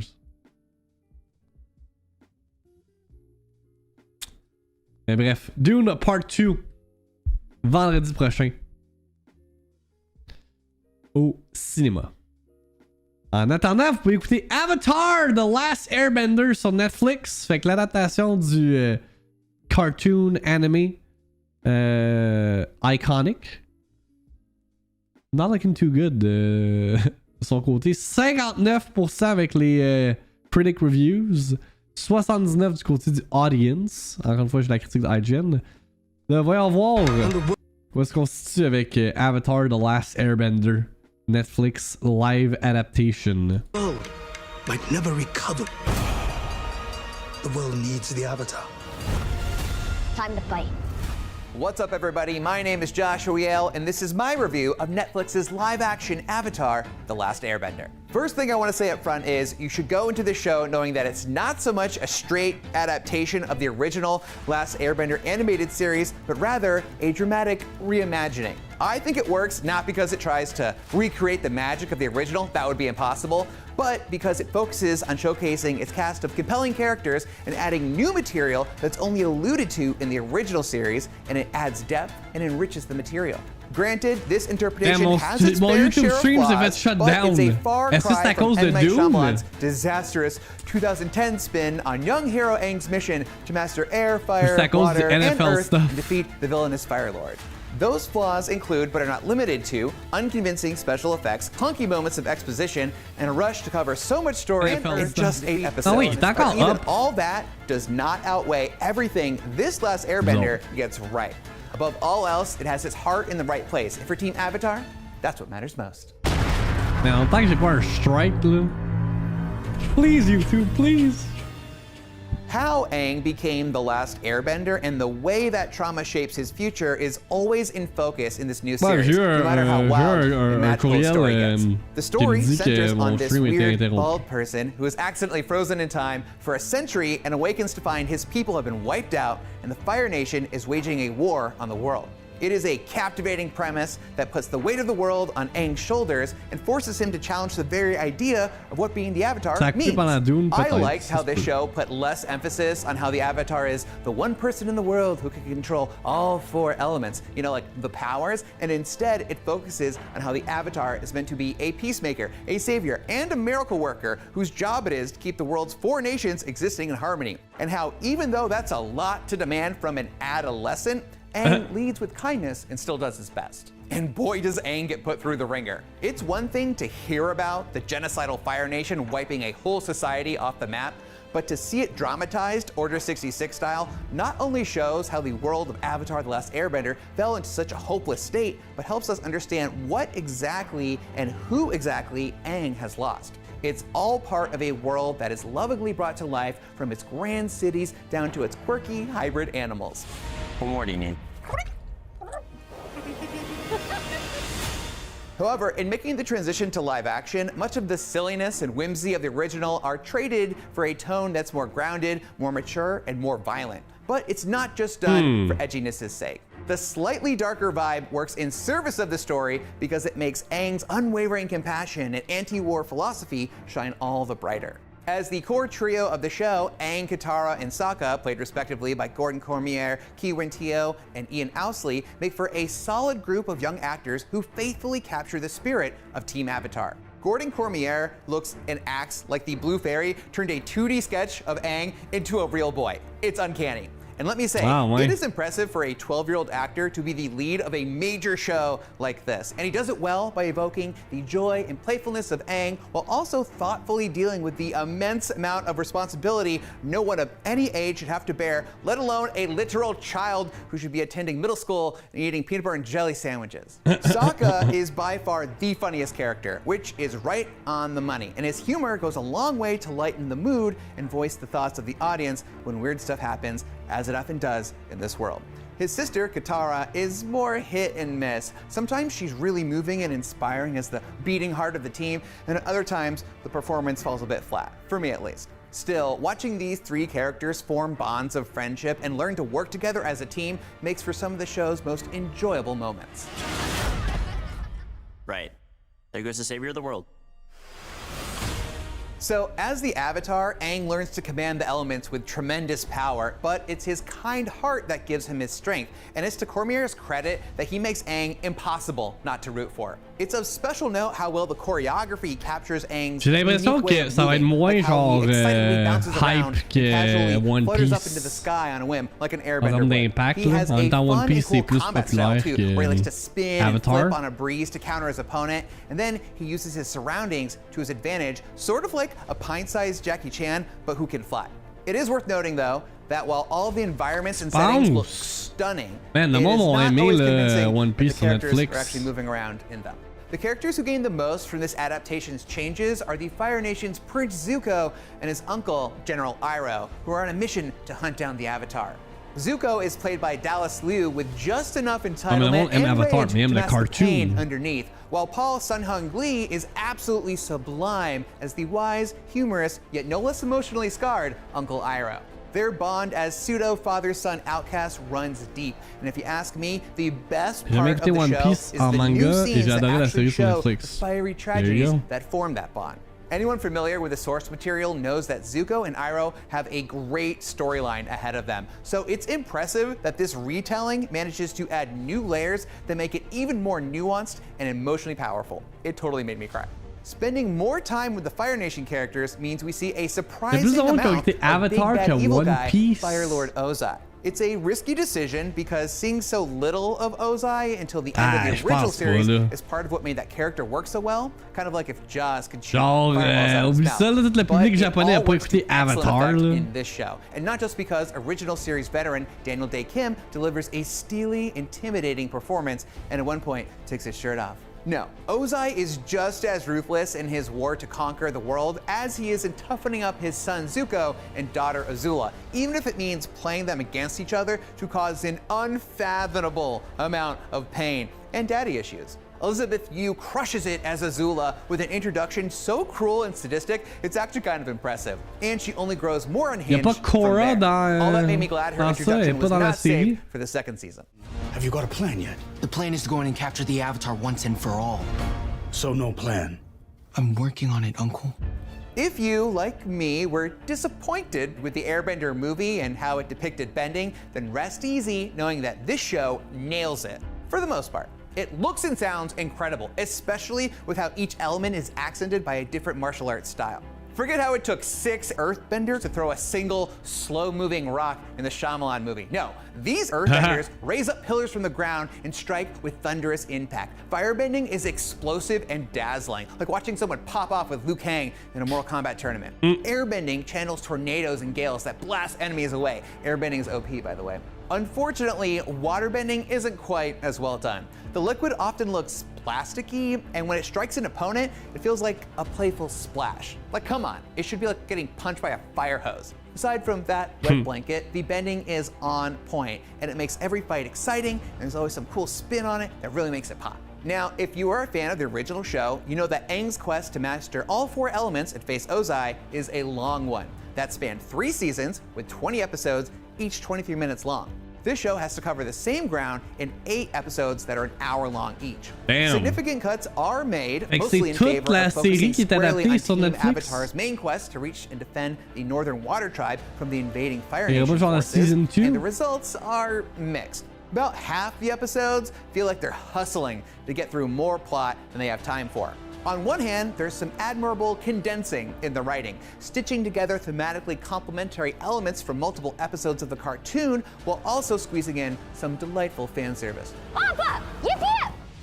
But this condensing comes at the expense of breathing room for all those characters and events. The result is erratic pacing, conversations that take sharp turns out of nowhere, and a general sense of unwieldiness. On the flip side, when the show takes its time, we're treated to some truly amazing stuff. Avatar features a cast of brilliantly crafted characters, each with their own personal missions and philosophy on life, and the show is at its best when it slows down to explore them. Now, there's plenty of things to enjoy in this show, and there are probably just as many things you can nitpick about. As far as things I liked, it's things like how the first time we see Zuko's black metal warship, it's treated with the same immense terror and daunting music cue as Star Wars gives a Star Destroyer. Everything from the costuming and makeup to props and weapons are made with excellent attention to detail. They really bring the world to life. And I'll reiterate that all of the new material is the highlight and kept me on my toes, made the show feel unpredictable, even though I've already seen it a bunch of times. And oh man, I obviously do not want to spoil it, but Uncle Iroh has this little moment with a nameless earthbender character, and it was just so intense and revealing and really captured what it's like being on different sides of this world war. It was just so good.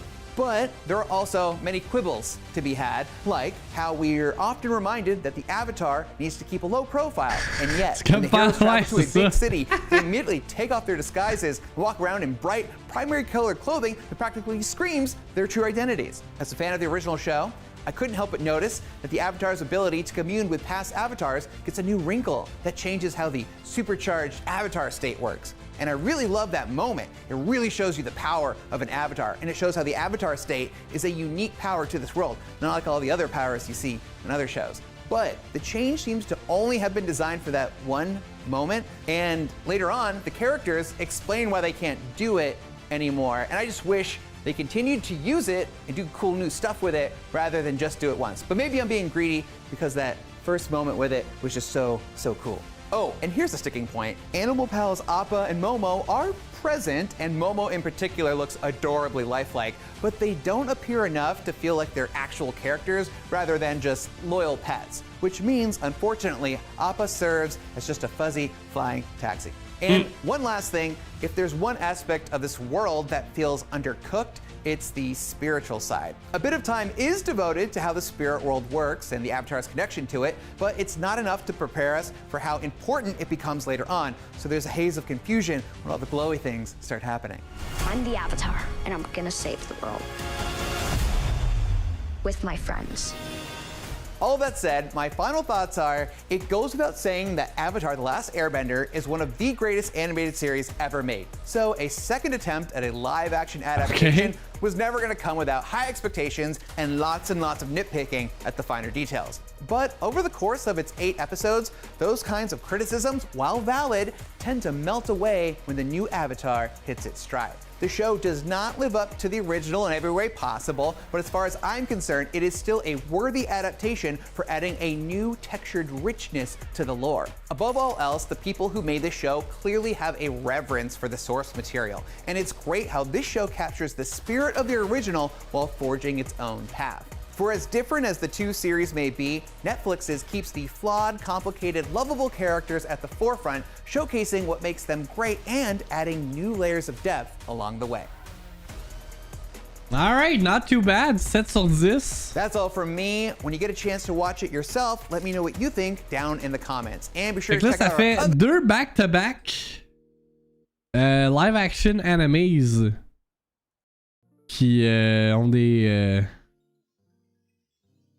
good scores, si je me fie à ce qu'IGN dit. Là, Rotten Tomatoes a quelque chose d'autre à dire. Si on lit d'autres critiques, Livy Scott de Inverse qui dit flaws aside, it's difficult to discount Avatar outright, even when the series feels scattershot. It remains a tremendous flex of an adaptation. The New York Times, de son côté, n'a pas tant aimé. Avatar also tries so desperately to rework its stories that the pacing often suffers. Adventures become a bit too convoluted, and there's so much stacked action that it's easy to lose track of the stakes and sense of urgency in one plot line. Fait que c'est vraiment comme Final Fantasy VII Rebirth. Puis Empire Magazine qui ont donné un 2 sur 5 qui dit some canny casting choices can't rescue the show from uninspiring craft and tonal confusion.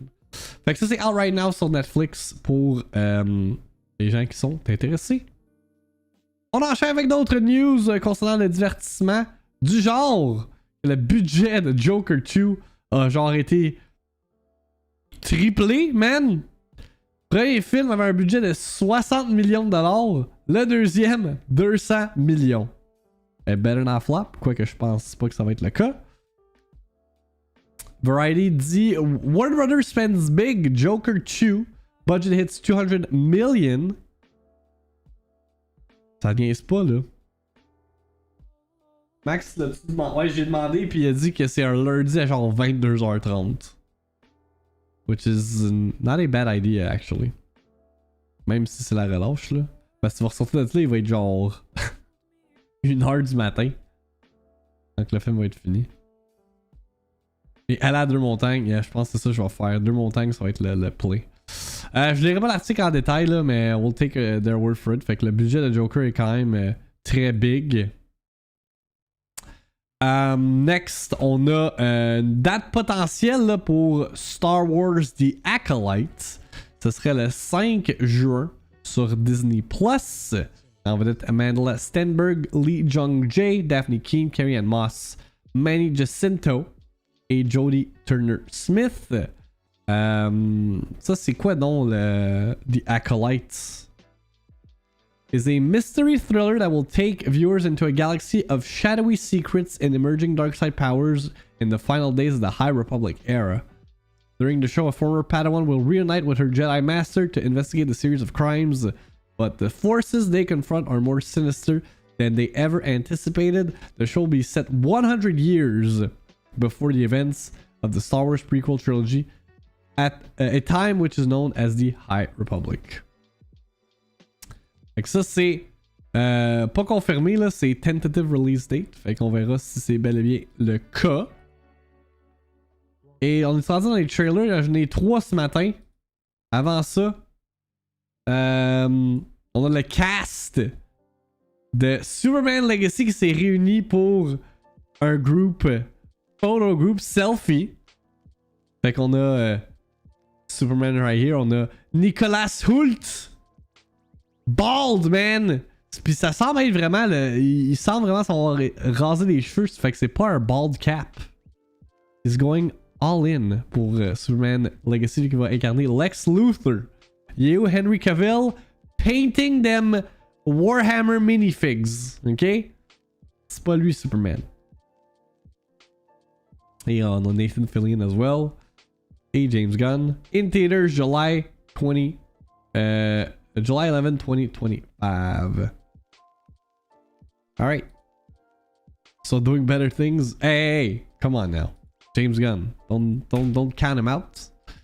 C'est sûr que c'est DC, mais c'est James Gunn. Fait que on verra ça s'enligne sur quoi.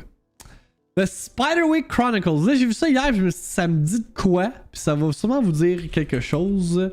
Parce que Spiderwick Chronicles, c'est des livres, mais c'est aussi un film qui date de 2008. Là, il y a une série sur the Roku Channel of all places qui va sortir. Donc, c'est ça. On regarde la bande-annonce. A new beginning. A fresh start. Welcome to Spiderwick. Wow. This town is full of stories. Some are darker than others. What kind of creature is lurking inside Spiderwick?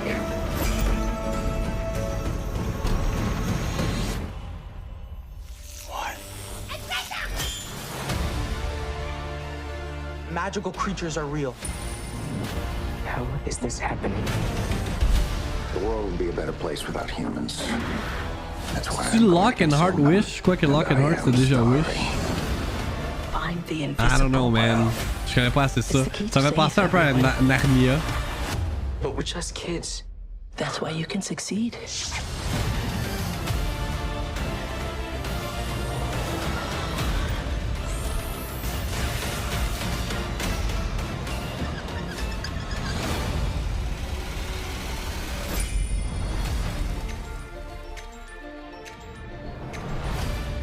Hey, the Roku Channel, man.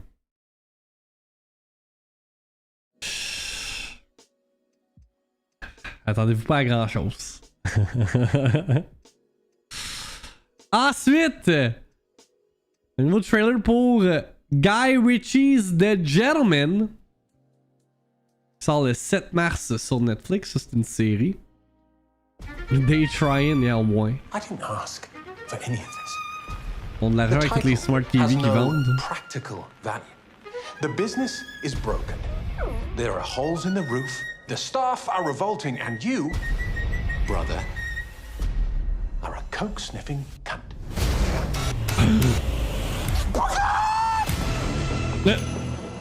Allow me to introduce myself. I used to be in business with your father. I have certain interests that I need to discuss with you. On avait vu un trailer pour ça, me semble déjà. And what happens down there? Must have come as a bit of a shock. Inheriting a house, title. As the new landlord, you will receive a significant amount of money. In return, letting us carry out our activities. You's like a duke in it. What the? People either survive in the jungle or exist in the zoo. What do you think, John? I think you should fuck off back to your country house and wank off your spaniel. I'm going to remove their interest from this estate. I didn't create this problem. I'm trying to help you deal with it. No one walks away. And it's down to you to keep him under manners.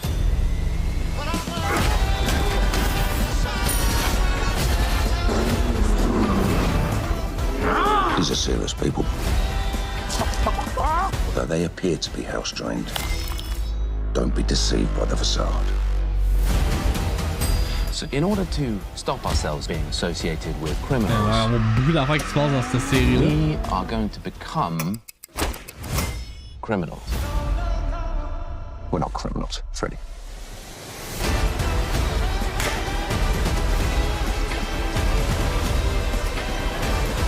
Welcome to the jungle.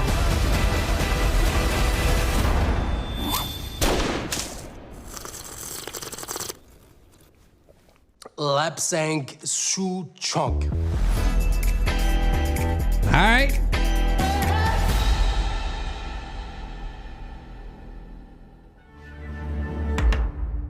There you go. There you go. 7 mars pour ça. Et le dernier trailer pour aujourd'hui, c'est Boy Kills World. Ça met en vedette Bill Skarsgård et Jessica Rothy. Vous savez quoi? On regarde ça.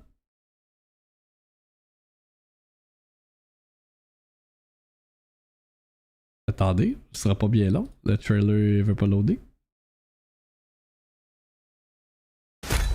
There you go. Let's do this. Voyons.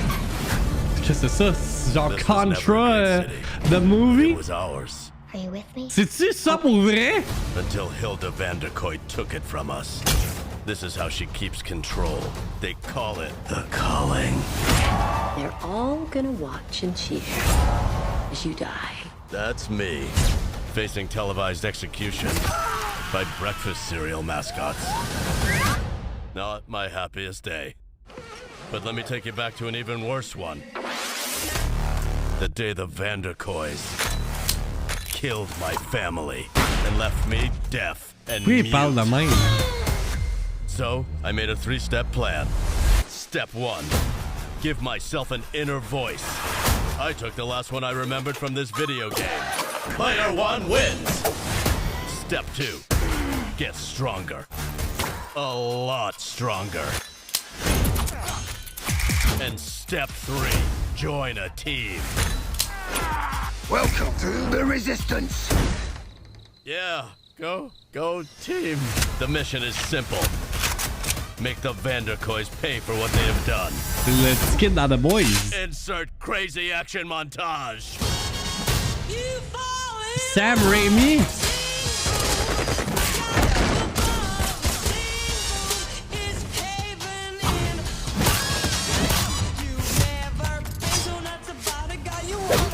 Now comes the hard part. Yeah, uniquely the range, je comprends rien de ce que j'écoute en ce moment. Wow. An action orgy.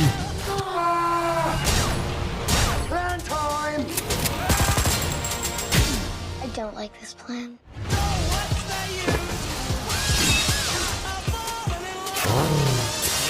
You have reached your final destination. Oh my God, no! I have information. I'm gonna help you. Stop! Hope he wasn't gonna help us. Definitely sounded like he was gonna help us. C'est quand même unique comme idée. C'est écrit, c'est H. John Benjamin qui fait la narration. That's Boy Kills World. A.k.a. Archer et Bob Belcher. J'ai pas écouté Archer, fait que j'ai pas reconnu la voix de mon côté. Mais c'est ça pour aujourd'hui, les amis. Demain, ce qu'on fait... Bonne question. Comme j'ai dit, je vais prendre la décision ce soir si on game, si on couvre les news. S'il y a des affaires d'envergure qui sont annoncées au travers de la journée, of course, qu'on va les couvrir. Mais je pense que Avec tout ce qu'on a eu aujourd'hui, là. Ou pas aujourd'hui, cette semaine, j'aurais plutôt dire. On va chill. On va chill demain. Fait que je risque de jouer à des jeux dans mon backlog. Penny's Big Breakaway, that type of deal. Quoi d'autre? Que j'ai eu des codes cette semaine. Ah oui, Grippy Golf, ça a l'air cool. Peut-être some Balatro, yeah. Banisher, j'ai toujours pas booted up. Skull and Bones, I don't know. Je sais pas ce qu'on fait demain. Mais, yeah. Non, je jouerai pas à Death Stranding, ok? Stop.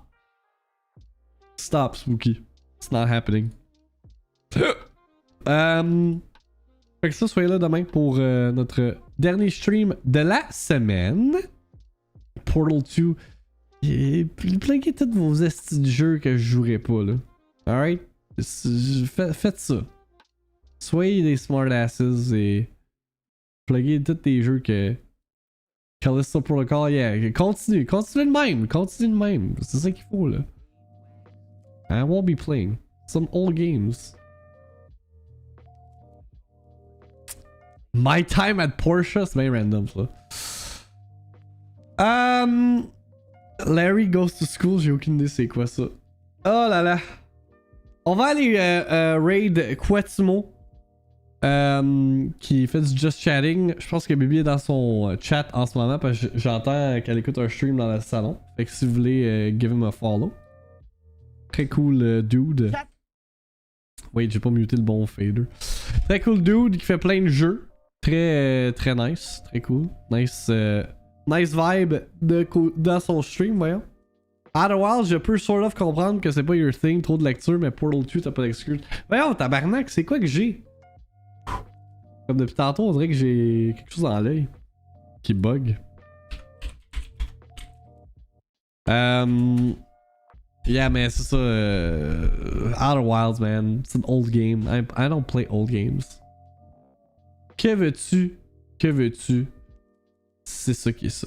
I'm playing that new, là. Them new games. Ah oui, puis peut-être qu'on va aussi check out la démo de. Le second part de la démo de FF7 Rebirth. I don't know. Soyez là demain. Soyez là au début. Puis, ok, t'as une excuse et elle est fucking mauvaise. Je m'en fous! Tu vas pas me décider. Ok? Temporal in the Twitch chat. Je suis ma propre personne et je prends mes propres décisions de big boys. Ok? Comme vous pouvez prendre vos propres décisions et écouter la VIICTIIMINUTE en rediffusion sur YouTube et sur les différents services parce que les podcasts sont distribués avec les timestamps pis tout. Là, il va falloir que je vois c'est quoi qui se passe avec le YouTube stream, quoique apparemment il est still live, mais la rediff peut-être qu'elle va être coupée en quelque part, je sais pas. Ça va être I'll look it up later. Mais sinon, je vous souhaite une excellente fin de journée. Merci d'avoir hang out with your boy once again. On se revoit demain pour closer la semaine. Pendant que mon nez il est complètement bouché, je dis ça. Oh god. Ah! C'était weird ça. Ok, bye! Je raid Quetzimo. Bonne journée tous. À plus. Au revoir.